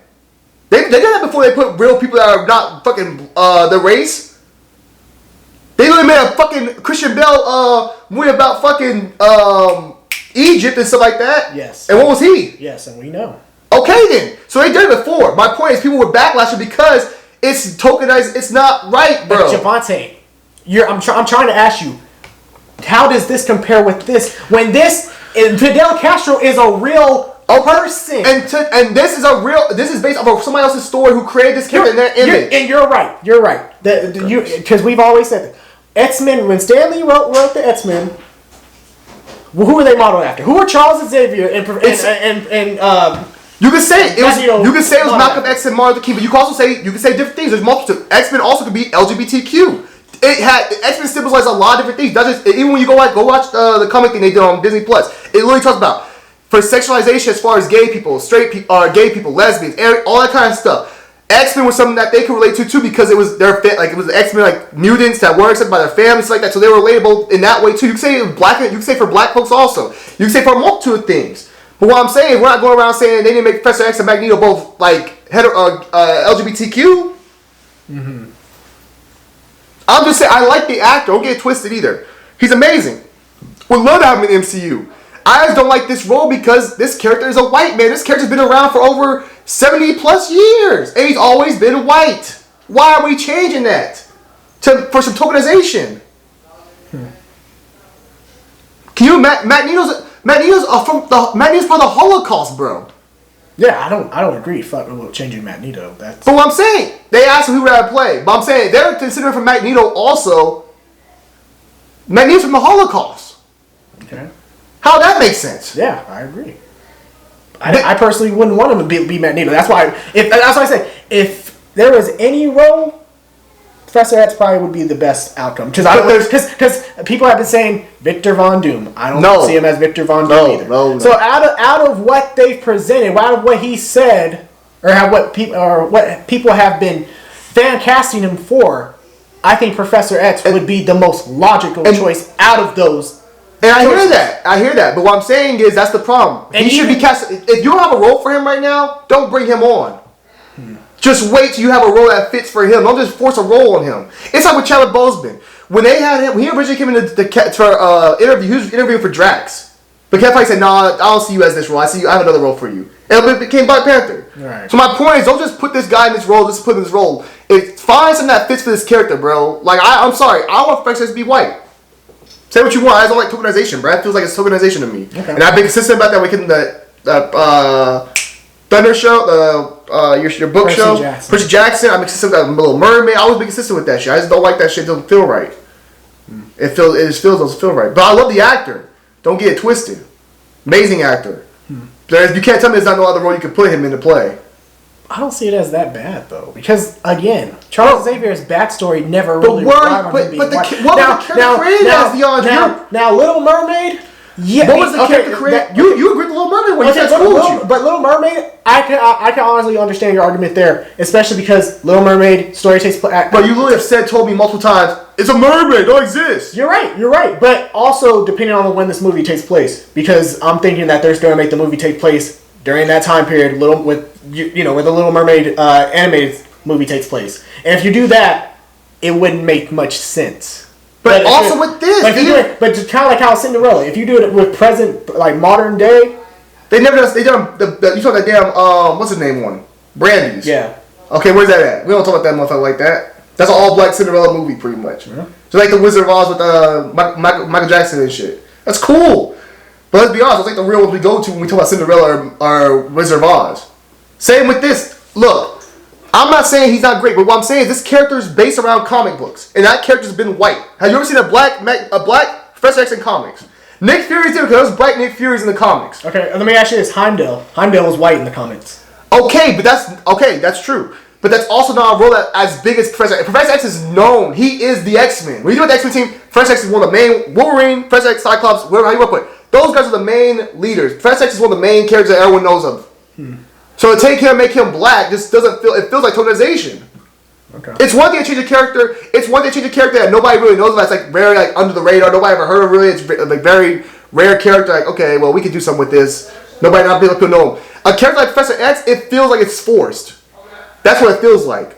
And I know you talk about going the civil rights way, doing a civil rights type of storyline. Yeah. I feel like that's forced. I feel like that'll be a bad taste in a lot of people's mouths when they come to watch it. Because like, okay, so we're talking about race. We're talking about race out in the open, pretty much. I mean, isn't that what the X-Men are? But it's beneath it. It's not the main focal point. It's like it's the undertone that LGBTQ. It's all the undertone of the movies and the shows and the cartoons. It's not the main focal point. No one said it was going to be the main focal point. Bro, if you do the civil rights storyline, that goes to the day two then. No, what I'm saying is like, okay, if you're making Professor X black, then maybe his experiences of persecution before being a mutant or during his mutant time was also due to the fact of him being around the civil rights era. Okay, but then what does that sound like to you? What does that sound like? That sounds like some woke shit in a way. And I'm not saying like, oh, you can't have like messages in it. I'm saying, I mean, it's not really forced considering civil rights happened in 1960s. But what I'm saying as far as like with everything going on in the world right now, right? Okay. It feels like you're just putting this out there because you know, oh, it's a big topic that people like to talk about. And then we talk about E-Man with trauma, black trauma. How many people want to see the civil rights and shit like that where they fucking tear up people with dogs and shit like that? Like, how many people want to see that kind of storyline? No one's. What I'm saying is, I don't get what you're making the race part the main focal. No one said the story would take place. I'm not saying that. I'm saying you're making this character's focal point be his race, as far as the character, which has never been an issue. He's been white, right?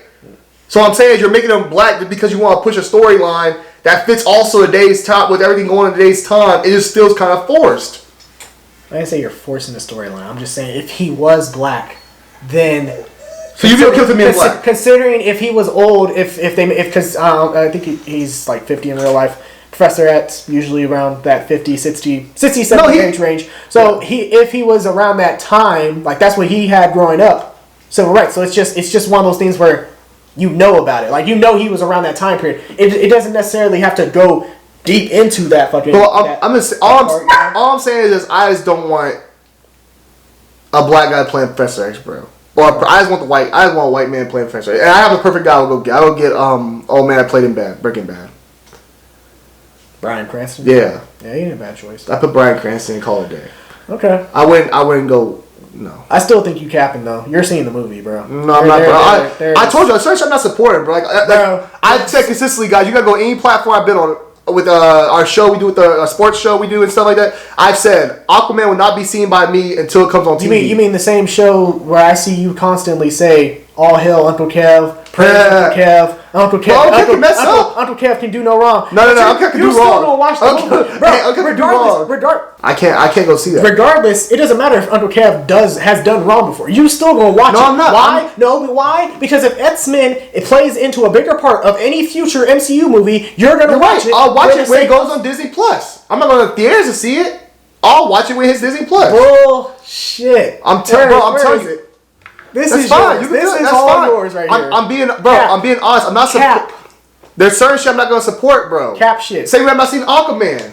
Okay, no, but you're automatically, you don't really like DC like that. No, but also I don't support the Amber Heard how you did Johnny Depp. Yeah, no, but you're not as big into. But I see their movies. I go see their movies though. But compared to Marvel I see hyping that shit up. But I see DC. But you make I don't see DC movie. I see DC's movie theaters. I'm not saying you don't, but I'm saying though, I can see you missing out on a DC movie every now and then. Bro, if it doesn't fit your needs. However, you will watch every single Marvel. No, I will not. If you can. No, I will not. If I don't support the message being behind it, if I don't like what's being done, I'm not gonna go see it. That's me. I'm not saying you guys can go see it. Y'all will probably go see it. That's fine. You don't have a choice. I'm gonna go see it. You can watch. I'm not putting my money into it. You will watch any Marvel series. You will watch any damn Marvel movie. When you force shit down my throat, I'm not watching that shit. Because let's face it.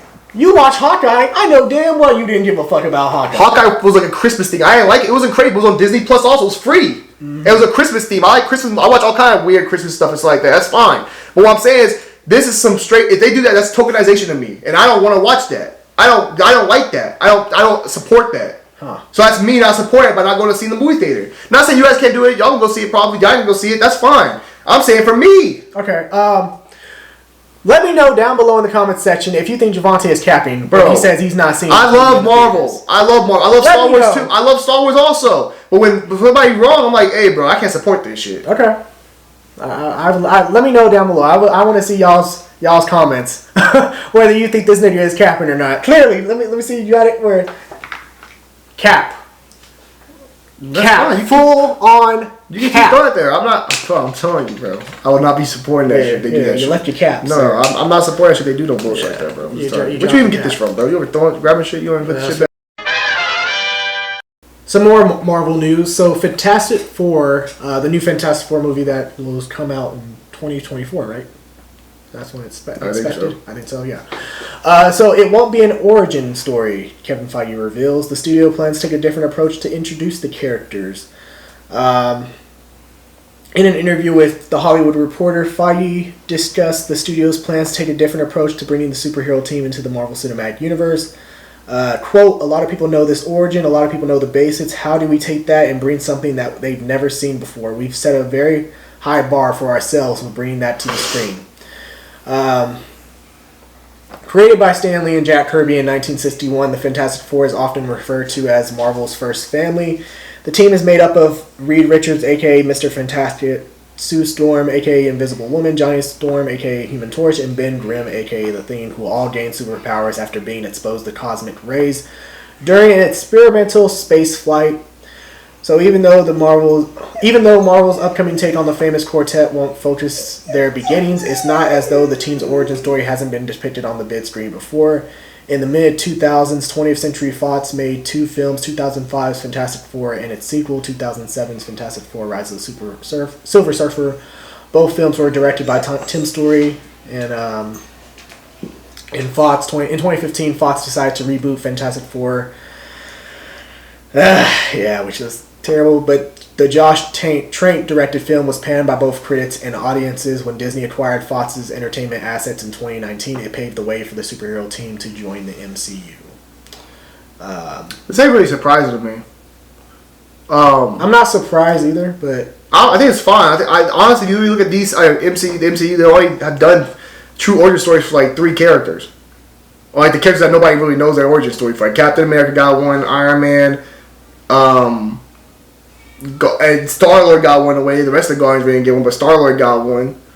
Who else? I'm trying to think. Even Captain Marvel didn't have her. I mean, I guess Captain Marvel. Characters that are less known. Characters that have been known are already like kind of like some popularity to them. I think there's something the same thing with the X-Men.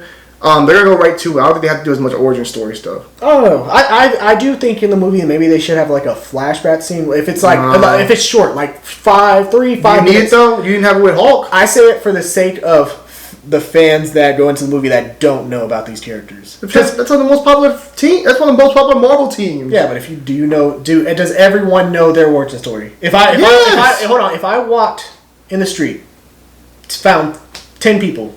You telling me all 10 know the Fantastic Four's origin story? They would know they got some radiation. Yeah, they would know that shit. Just like Spider-Man. Spider-Man didn't do. I think Spider-Man. He got bit by a spider. I think Spider-Man, his origin story is more known. But same with Fantastic Four. You do say they went to the only thing went to space, got hit with some gamma radiation. Or whatever the fuck it was. Cosmic radiation. You don't even know it. Cosmic radiation, and they all got powers. Yeah. So I mean that's simple. I mean I think that's pretty easy to do. I don't think you have to really go into depth and do no real story for that. I think if you made it like at the very beginning of the movie, maybe 3 or 4 minutes.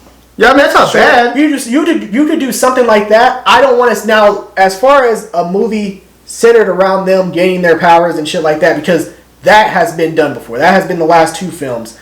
I don't want to see shit like that. Like I would like to see this team fully developed as a team and like they're established. I'm cool to being young. I'm not. They don't have to be a star. They could be like in year 1 or year 2 of being a team. That's fine. They could be early in their careers. At least have a sense of their powers though. They know how their powers work. Yeah, exactly. That's all I want to. I think that's what they're gonna go with though. That makes sense because of what they've done with everything else. They haven't had even Black Panther. Black Panther already had his certain things established. It wasn't like real. It was origin in a way, but not origin. It's more origin to the throne. But who else came out? Thor. Okay, Thor had an origin. Well, Thor, Cap, Iron Man only had the origins. Hulk. Iron Man. That's what I said. Did I say Thor, Captain Iron Man? Cap, Iron Man. And Captain Marvel. Captain Marvel. And she's new because she doesn't have... Hulk? Nobody knew that character. Hulk didn't have no words. Technically, yes. Even the damn... in the Incredible Hulk, it was shown in the beginning credits. That was... Okay, fine. Okay, cool. But they haven't... Most characters, they haven't done that shit before. Even when they did bring over... Marvel, because some people didn't know probably that Hulk came over. They came over really quick. Hey, I got this. But yeah, but when they showed him, because remember in the Incredible Hulk, they showed that whole sequence with him experimenting on the. Yeah, I'm saying, if you haven't watched that movie and you went to Avengers and you saw Hulk for the first time, they still gave like a quick 2-minute summary and that was it. Yeah. So you still do that. I'm saying, but I'm saying most of them they haven't really done that many characters where they gave like crazy origin. Shang-Chi, I guess one's also, but he's a newer character nobody knows. Like the characters that nobody knows, okay, that makes sense for Eternals. Like characters that people already have an idea for, like the Fantastic Four, most popular franchise. Like Spider-Man, it's like everybody knows Spider-Man. Yeah, you don't need one. You don't need everybody knows it. Batman, everybody knows Batman. Exactly. They know his parents got shot. We know this. Yeah. So exactly. But Fantastic Four, they're probably the biggest team at Marvel besides X-Men. I would say they're bigger than. It's not like you're doing Inhumans. You're doing the Inhumans. But I'm saying for the sake of. Not the comic book film. I'm talking because you always talk about like the MCU how. I'm saying they're still known too. But think about it. How many Marvel franchises? How many movies did we have before the MCU? We had Fantastic Four movies. We had Spider-Man. We had X-Men. Those are 3 that everybody because those are the only 3 we really had. Okay, but I'm saying the people that are because you said the MCU. If the MCU people never watch those movies, they just watch the MCU movies alone. No, I'm not. I never said that MCU people don't watch those movies though. Those are throwback. If you watch the MCU, you probably watched those movies coming up. Those early on. 20th Century Fox. Yeah. How many people? No, because you always say the MCU. It's targeted for the kids. You telling me the kids watch Fantastic Four? It's all on Disney Plus. They've already put it out there. It's on Disney Plus. Yet, if you watch this Tobey Maguire Spider-Man, people love Tobey Maguire. That new Spider-Man. No Way Home. Tobey Maguire. You had to watch those movies to know that. 05. You watch the fucking X-Men. You watch how you people like Hugh Jackman as Wolverine. You had to watch those early movies. So I'm sure people watch these two films. Silver Surfer, one of the best things. Hey, Silver Surfer, one of the coolest looking characters ever still. Okay. But all I'm saying, I think, yes, this movie does not need to be an origin movie. Do you like a quick little summary? I said I agree. Like quick 2-minute summary. 2-minute flashback, sure. I'm fine with that. I think they should at least involve. I'm cool with motherfuckers just sleeping and having a dream, and they wake up and we moving on. Bet. Yeah, exactly. Something like that. Now, the casting, that's another argument, but that's something else. I was probably still showing no good. I mean, I guess he is the one. He's the one that's a period. Yeah, that's true. Moving on. So we're moving on from comic books. We talking. Oh man, Rocky. I don't think it's not such a good thing. It's a bad thing. Rocky. It's the best song, man, as fuck. So, I have 2 reports. The first one was the Rocky film franchise is expanding with Drago spinoff. The studio is developing Drago, a spinoff of Creed, which is itself a spinoff of Rocky. The successful boxing franchise starring Sylvester Stallone as the ultimate underdog Rocky Balboa. Robert Lawton has been hired to write the screenplay. He got the job after impressing MGM executives with his spec script, Becoming Rocky, about the making of the first Rocky film, according to The Wrap, which first reported the news of Lawton's hiring. Though the studio didn't move ahead with his film idea, it appointed Lawton to build out a backstory about Russian boxer Ivan Drago, who took on Rocky in 1985's Rocky V. His character's son... Oh wait, Rocky IV, my fault. His character's son, Victor Drago, appeared in 2018's Creed 2, stepping into the ring against another offspring of Rocky's rival, Adonis Creed. There have been rumblings that MGM wanted to make a movie about Drago, but nothing had ever officially been announced. MGM declined to comment. It's unclear if Lundgren or Floria Montour, who portrayed Victor Drago, will reprise their roles in the spin-off of a spin-off story. Plot details are being kept under wraps. Before the Drago family hits the big screen, Adonis and company will return in Creed 3, which is scheduled for March 3rd, 2023. That's just been recently pushed back. It was supposed to come out November, I think, this year, sadly. Michael B. Jordan, who plays Adonis Creed, is directing the film in his feature debut. Montour, Tessa Thompson, Felicia Rashad, and Jonathan Majors co-star in the third Creed movie, which is the first Rocky film without Stallone at least making an appearance. He is still involved in the project, however, as a producer. Well, that's a multitude of things here. Place are going. And then the next article. So Stallone responded back because he's not a fan of them moving forward with a Drago spinoff. He says that... Yeah, Sylvester Stallone posted a new message via Instagram on Sunday going after producer Irwin Winkler, yet again following the announcement that a Rocky spin-off film is in the works at MGM titled Drago. The post contained a gallery of 4 photos, the first of which depicts Winkler as a vampire with blood all over his face, which he seemingly sucked from Stallone's character Rocky Balboa's neck. The final slide shows Rocky punching the character Drago, played by Dolph Lundgren from the 1985 film Rocky IV. After Irwin Winkler and family sucked Rocky dry, presumed to be the most hated, talented, and decrepited producer in Hollywood, and his cowardly children have found their next meal, Drago, he captioned the photos. Throughout history, so many artists in every industry, recording, painting, writing, you name it, have been destroyed by these bloodsuckers who have destroyed so many families, lining their pockets with other people's work. Hashtag parasite, producers, exploited artist victims, he added. So yeah, he's doubled down on it, accusing the original Rocky producer of picking the clean bones of another wonderful character I created without even telling me. Yeah, that's tough. That's how it works, but that's the business. Yeah. But it's wrong. I mean, I understand where Sylvester Stallone's coming from, because he's looking at it like, damn, bro, like, y'all literally sucking the franchise dry, but just making all these spin-offs and stuff. I mean, he kind of did the same when he kept making those Rocky movies after the 4. I mean, yeah, but like, you know, I don't know. I get where he's coming from too, though. And you know, you always talk about, no actor's bigger than the character. Sylvester Stallone is Rocky Balboa. You won't never see this shit redone. Yeah, no one ever said, but it's not like they're continuing making Rocky movies with Rocky. They're doing other storylines. I get that. I honestly, I think it's something let the Creed one go too, because I think his storyline was pretty much complete. Like, I think after not to try to change, I know we're all over the place, not to change up from the conversation, but the second movie I thought gave him his arc. He lost. He got his venge for his father. He got that monkey off his back when it came to his father in that situation. What happened to his father? Mm-hmm. He had his baby, got his kid, got his family. I don't see what else you can do with him. He's already the champion. What else can you do with Creed at that point besides break him down again? He's already been broken down. I mean, the Rocky franchise kind of did the same thing, though. Rocky was, what was it? Rocky Balboa was that's the 6th one, and that was him basically being 20 years past retirement and decides to fight again because a video game. He fights that black guy. Yeah, a video game said that he could beat him up. But those movies are bad though. Oh yeah, that was that. I'm saying it's like sometimes you gotta know when to say no. Actually, Rocky Balboa is pretty good.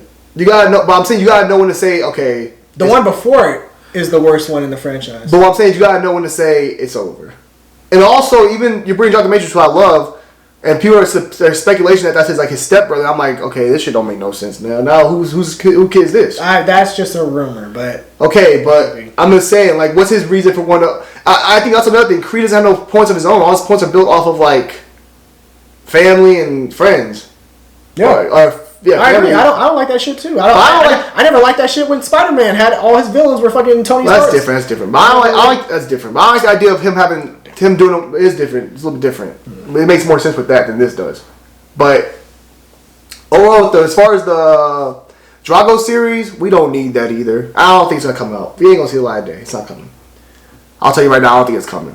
The main guy who played Drago Drago's son was cool. It's about Drago's son, right? Yeah. And he was cool. It's about Drago and his son. Yeah, I don't think he had the acting chops to carry a show or whatever you're gonna do with it. I don't think he has the acting chops to be able to carry like that. And honestly, I don't think I care enough about his story like that. Like, we saw Drago in Russia in the slums struggling, doing everything he can to make it. But I don't really care. His story is kind of like. Not really. He's lost his mom left again. That's what I'm saying. His mom literally basically abandoned him, casting that man aside again. Yeah. Yeah. But why do you want to see that for a whole show? Like, I don't really care to see it. I'm just like, that just seems. I feel like sometimes these companies be like, this probably Paramount too, low key, bullshit. It might be Paramount. They probably just trying to. I understand what Rocky's coming from. What Sylvester Stallone's saying. He's saying they're trying to milk him, bro. And it's like you're making the value of this franchise and making the value of these characters less important, like less cool because you're milking them so much and doing so much stuff that's not necessary. Right. We don't need it. You know what I mean? So I understand where he's coming from. Hey, we love you, Sylvester Stallone. We love you out there. I'm watching a new movie you got coming on Amazon Prime too. Shout out to you and your beautiful family. Let's keep moving. That's all I gotta say. You got anything to say? Nah, got nothing else. Okay. The one time he's quiet.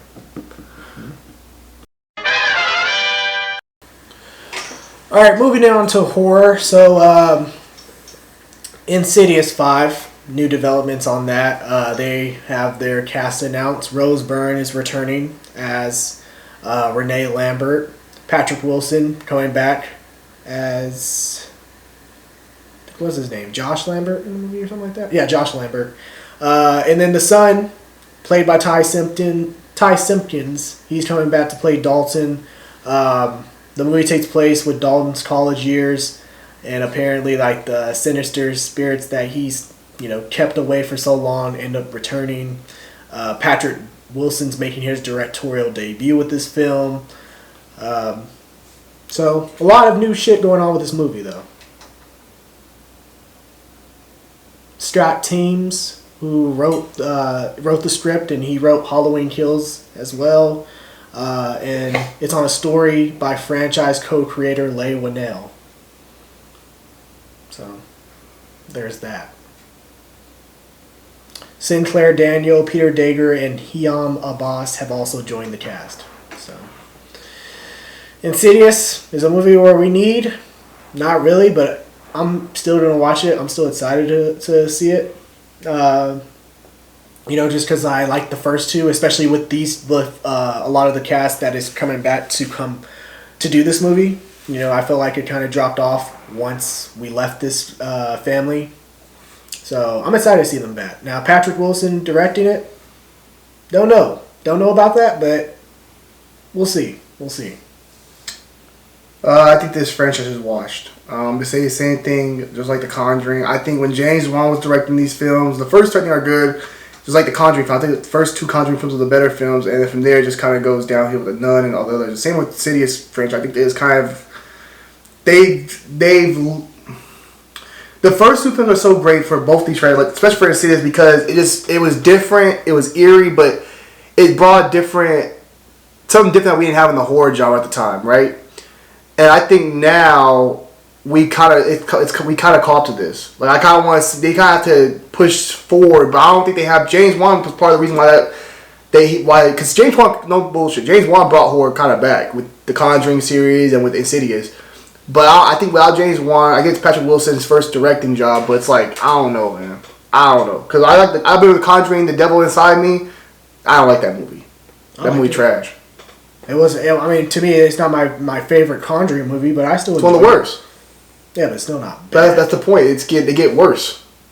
They got worse as you keep going. But they're still enjoyable.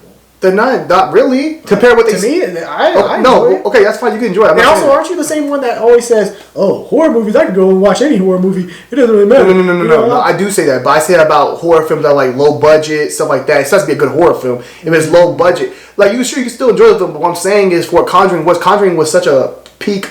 The first Conjuring was probably a classic all-time horror film. Yeah. So for it to go from those films to what it is now, it's like, oh, okay, it's still enjoyable. But like, it's like, okay, these aren't it no more. Same with the Insidious franchise. In fact, the first two are like cream of the cream. Like you could put those in their top 10 horror films, and nobody would drop you, or nobody would look at you sideways. But I think as far as story wise, I actually would care about this film more than I have the last. More than I have for the last two movies, just because this involves characters that I've actually cared about in the first two. It kind of dropped off because when those characters didn't return for the last two. That's fine. I'm not saying that, but I'm saying also, even if you talk about Dalton's dreams come back, it makes no sense because they literally got rid of his dreams. Bro. Well, you don't know, Javon. I'm saying you do not know how it comes back. No, because I'm saying it wouldn't make because the father literally doesn't remember anything from his child. His mom had to bring the pictures to show him for he had any kind of memory. He still had no memory really of it. Mm-hmm. Sure, he had his picture taken, but as far as being able to go in the dream world, he had to be like put back in that psyche. He was able to do it for the rest of his life. So I'm saying is the boy be able to do this shit in college now. It's kind of like, okay, I'm curious how this is gonna work, but like, and also you don't have the old lady no more. So I'm just curious how it's gonna work. I just don't know. I think this is gonna be like one of those. I feel like this is a movie just to put out there because it's got the name on it. It's gonna sell because of the name Insidious, and I don't like that because I think horror's been in a good place, especially when it comes to movie theater horror. I think it's gonna go to theaters. This ain't gonna be no TV release. They'll probably put this in theaters. So what I'm saying is, as far as like when it comes to horror films in the theaters, they've done a great job lately of putting out A quality type horror films, and I don't want to see that go down. I don't want to see that go down. I don't want to see a bad horror film where like, okay, man, like low key horror was on such a great run. Like when was the last time when last time we seen a bad horror movie in theaters? But last time I checked, you said you wouldn't care even if they did. You would still watch it. You literally said you're okay watching Bye Bye Man. You were okay seeing that in theaters. I was for what I saw. But I'm saying I was okay seeing it. It was a cool movie. But I'm not going out there looking for it. I wasn't looking for it. I just went and saw it for a date, which is cool. Horror movies, you go to a little date. It's like that was back in the day too. Bye Bye Man. I was like, okay, cool. I'll go watch it. It was fun for when I watched it. But what I'm saying is, they see this franchise was held to such a high standard to where it's become. That's my problem with it. Okay. It's not like this franchise has been bad all this time. It's been a top tier franchise. Yeah. Just a little plot summary. Takes place 10 years after the last movie. Josh Lambert heads east to drop his son Dalton off at an idyllic, ivy-covered university. However, Dalton's college dream becomes a nightmare when the repressed demons of his past suddenly return to haunt them both. So yeah, right now you could say it doesn't make sense. How did they come back after the whole? But you could. I mean, look, they could work it in the plot somehow and have it completely make sense by the time the movie comes out. You could. I'm not saying you can't. And look, Halloween has done a thing where it took the original and got rid of the rest. I could do that too. They could just get rid of the rest of the other stuff and just keep these if they want to. I don't know how they're going to do this. All I'm saying is those movies started slacking and you don't have James Wan coming back at all to help. So I'm worried about that because James Wan was only here directing. Okay, then we got a different story we're talking about. But James Wan ain't coming back. So it just has me... I'm not going to lie. I'm a little nervous, especially when it's a director making his fucking directorial debut. That's what I'm saying. Also, and it's an actor and the director. Yeah, exactly. Director. And also this franchise has been going the down slopes. The last couple movies were kind of bad. Okay, and I agree. The last movies were bad. But the last movies didn't have this cast. They didn't have these characters from the first two that were, the great movies. Those were the good movies. No wonder the wheelchair actually ain't that bad either. Which is that wheelchair? That was not horrible. Yeah, that's what I said. The third one was good. The last one... The Keys one was bad. The last Key. Right, the Keys one. That one was bad. And that went through the story of the older lady. And she was a good actor too. I like her as an actress. She's great. It's just, I didn't care for the story. Yeah. I just, man, we've been doing something good with horror, man. There's been no bad horror movie this year. It came out to the theater, so just... Moving on. We have... Apparently 3 new The Strangers sequels are on the way. Oh, no.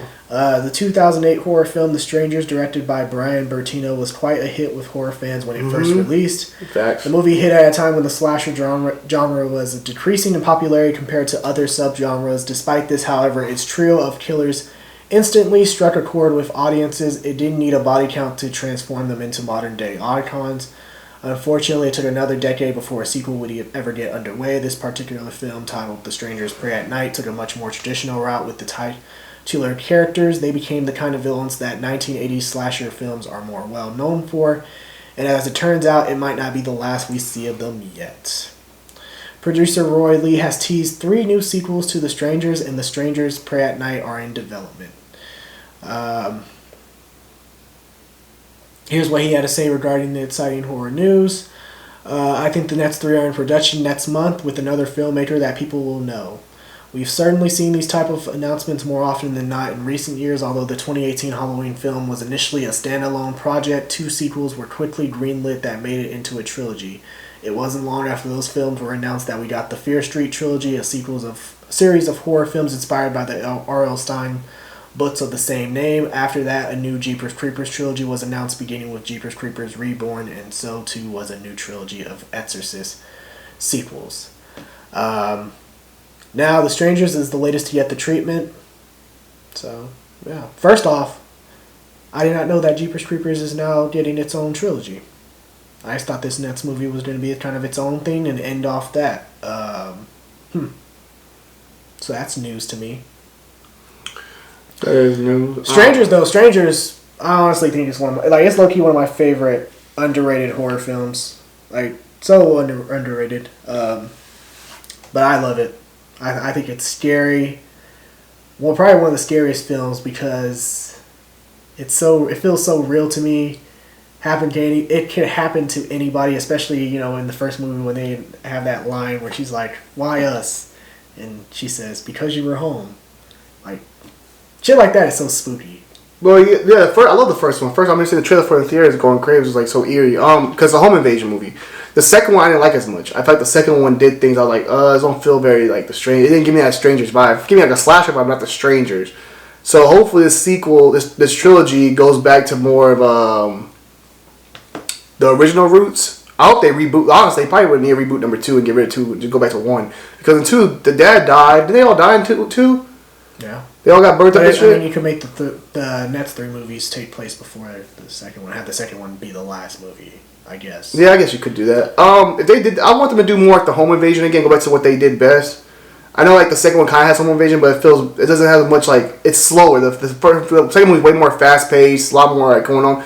I like the slower tone of the first one, the darker, like the music, sneaking around. I don't think you can make 3 straight fucking home invasion movies, because it would just be the same thing, just like we're stuck at this one place with this one setting in this movie. Exactly, that's why I think the Strangers didn't need but that's probably why I don't think the Strangers need ever a sequel. That's like me making the Purge movies. Every Purge movie after the first one. Well, the Purge is different. The Purge is different because you can tell different perspectives like they did. You can tell different perspectives from different storylines, different people. The Strangers are built around like home invasions, so you have to kind of tell that kind of story. But I feel like the second one, it tried to do it in a way, but I don't feel like it was as successful as the first. It technically was because it was the whole trailer homes that they were invading. True. Because they killed the family. They killed them old folks. That was their grandparents, I think, or something. I don't know if it was grandparents. I think they didn't know them. They didn't know them. Okay, well, they also killed those people they were family. They were visiting. They weren't visiting those people? Yeah, not those people. There were people that they were visiting, like their grandparents or something, and they killed them.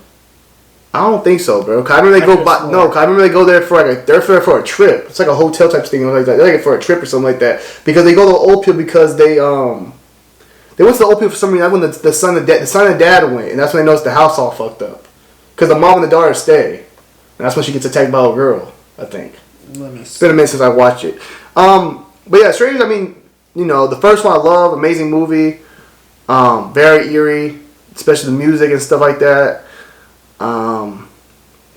But yeah, it's interesting, man. I don't know how to feel about this. I mean, I'm noticing we're seeing a lot. They were their aunt and uncles. Oh, okay. They were visiting them. I know. Okay. I'm noticing we're starting to get a lot more like these classic films that we already had. Like this came out back in like the 08, 09. We're getting a lot more of these kind of films that I think because what Halloween has done and Scream and stuff like that. Like everybody wants to try to come back and do their reboots. I don't know, man. I think it's gonna be fun to watch. I'm not knocking that. It's to me. I don't know. I gotta hear more. I gotta see more, hear more. Yeah. And lastly, And like I said, guys, I love all horror, like Insidious included. I'm just saying those movies to go to the theaters after what they've been giving us with Conjuring and shit. That was me just knocking them. You got that Friday 13th news, huh? Yeah, I saw that. I did see that. This is what we need right here. So apparently a new Friday the 13th project appears to be in the works. Horror movie producer Roy Lee hints that the legal battle over the Friday the 13th rights is over. Hallelujah. That a new film is close to being announced. He suggested that a new Friday the 13th movie may secretly be in early development. Speaking with Bloody Disgusting's the Boo Crew podcast, Lee, who has produced several popular movies like The Ring, Blair Witch, and Poltergeist, and It remakes, seemed to hint that a new sequel in the long-running Friday the 13th franchise was close to being a reality. The slasher franchise began in 1980 with the release of the original Friday the 13th. The horror film followed a group of camp counselors. You know the gist. Let's see. After the release of the remake, no new films could be developed in the Friday the 13th franchise due to a legal battle between the original film's writer Victor Miller and director Sean Cunningham. The character. Yeah. The characterization. Miller won the domestic rights to the franchise in September 2021. However, Cunningham still owns the character of the adult Jason, who was introduced in later sequels. Meaning both parties still need to work together and agree on who owns what for a future film to use adult Jason, the Camp Crystal Lake setting, and the Friday the 13th title. Lee's comments, however, seem to hint that an agreement might have finally been reached between Miller and Cunningham, and that announcement regarding the long-awaited Friday the 13th film is in the works. So, awesome news to hear. That's kind of crazy. They could low-key do it, but they have to change his look. Nah, you got, don't even get no ideas. You got to have the hockey mask. Got to be iconic. I want to change it. You got to make it work. Get it fixed, guys. We're almost at the finish line. Yeah, and even like Jason, 2009's Friday the 13th. I know a lot of people it's panned by critics and shit, but I think it's gotten better as it's aged better. I've enjoyed it. It's aged better with time. Yeah, for sure. That's one of my favorite Friday. Especially the intro, how it starts. Yeah, amazing. Yeah, the Jason guy, that's my guy. Jason's my go-to. That's my favorite horror slasher. He's the GOAT. And you gotta make this movie special because the fact that it is the 13th movie in the franchise. It has to be an excellent one. Well, I think y'all should go ahead and look at some of these YouTube films that people have made, these fan films, and take some inspiration. I would love to see a Camp Crystal Lake in the snow. There's actually some, I don't know if you ever watched some of them fan films that have been done. There's been some shout out to y'all who make them fan films. Y'all have made some great Friday the 13th fan films. I think they should take some inspiration from that stuff. Do some snow. That'd be kind of cool. I don't know. I think they need to change it up, though, definitely. Because 13th film need to change it up. But I'm just happy to hear Jason's coming back, man. Because Jason is the greatest slasher. Michael's cool. Freddy cool. They all cool. But Jason is that guy. And I'm glad to see him finally getting back in the forefront, finally getting a movie out there. Because he's been putting the back burner for a minute. Over 10 years, so it's time. Michael's my favorite slasher. No, Michael used to be your favorite, but Michael ain't that guy. Jason's that guy, though. Yeah. He's actually that guy. Jason's that guy. This man just kills, bro. No matter what's in front of him. See, Michael got some conscience. Michael be slowing down. Shit, Michael kills. Shit, when Michael had when he had Danielle Harris in the fifth one, he let her ass, touching and shit. Jason finds a bitch that looks like his mama, he don't. That's only in the remake. Okay. He don't do that shit typically. He don't play that shit. Nice try though. Jason don't play that shit. None of that shit fucks with Jason. And Jason has, no bullshit, Jason has better kills in his franchise compared to Michael. More creative kills. Well, yeah, because Jason does more. He uses more. Michael, come on, you ain't gonna really have many kills when all you do is. No, you have a butcher knife. Michael has some. No, but Michael has some cool ones too. He does. I'm not saying Jason has Randy's ass, No, that's cool. Yeah, but Jason got the one slamming the sleeping bags against each other and shit, hanging on girl from the fire with the sleeping bag. Them fire. Yeah. Old girl, Jason next, when he froze her fucking face. Cool. Yeah, Jason got some. He got some iconic ones. Look, I'm not just biased to Jason. That is my guy. But Jason, y'all can go in the comments and tell me Jason got some of the best kills in the slasher genre. I'll put him against Michael, Freddy. No, hold on, but Freddy got some too. Freddy got a couple, bro. But Freddy, he got the teeth, smashing niggas against that TV. one. He got the Johnny Depp one's cool. That's iconic. But Jason got some for every movie, bro. You go to every Jason movie, you can find a nice kill. Okay, every Freddy movie, you can find. I don't know, bro. I don't know. Jason guy like that, bro. Even in Freddy vs. Jason, he got some dope. He got the better kills in that movie. With Freddy in the movie with him. Remember he slash those dudes. When he's like, bro, do backup and stuff, kill a dude. That's a good kill. Well, I'm trying to think about that movie. What else it was kill? How you took out Carrie Hilson? Oh, she got fucking destroyed. Yeah. Yeah, that was bad. So yeah, I mean, I'm here for Friday the 13th. Hell yeah, I'm here for it too. Especially with how recent films, Halloween, they're bringing the slasher back. So if they can do Jason right. The question is, who do you want to get this motherfucker property?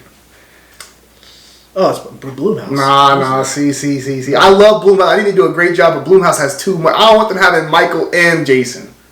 They can't. I know Michael's gonna be going from them, but I don't want them to have Jason on. Because what Jason before was he's with Dimension and Paramount. Probably still Paramount. Probably go back to Paramount, bro. I don't want Jason to go to Blumhouse, bro. I'm sorry, I don't want it.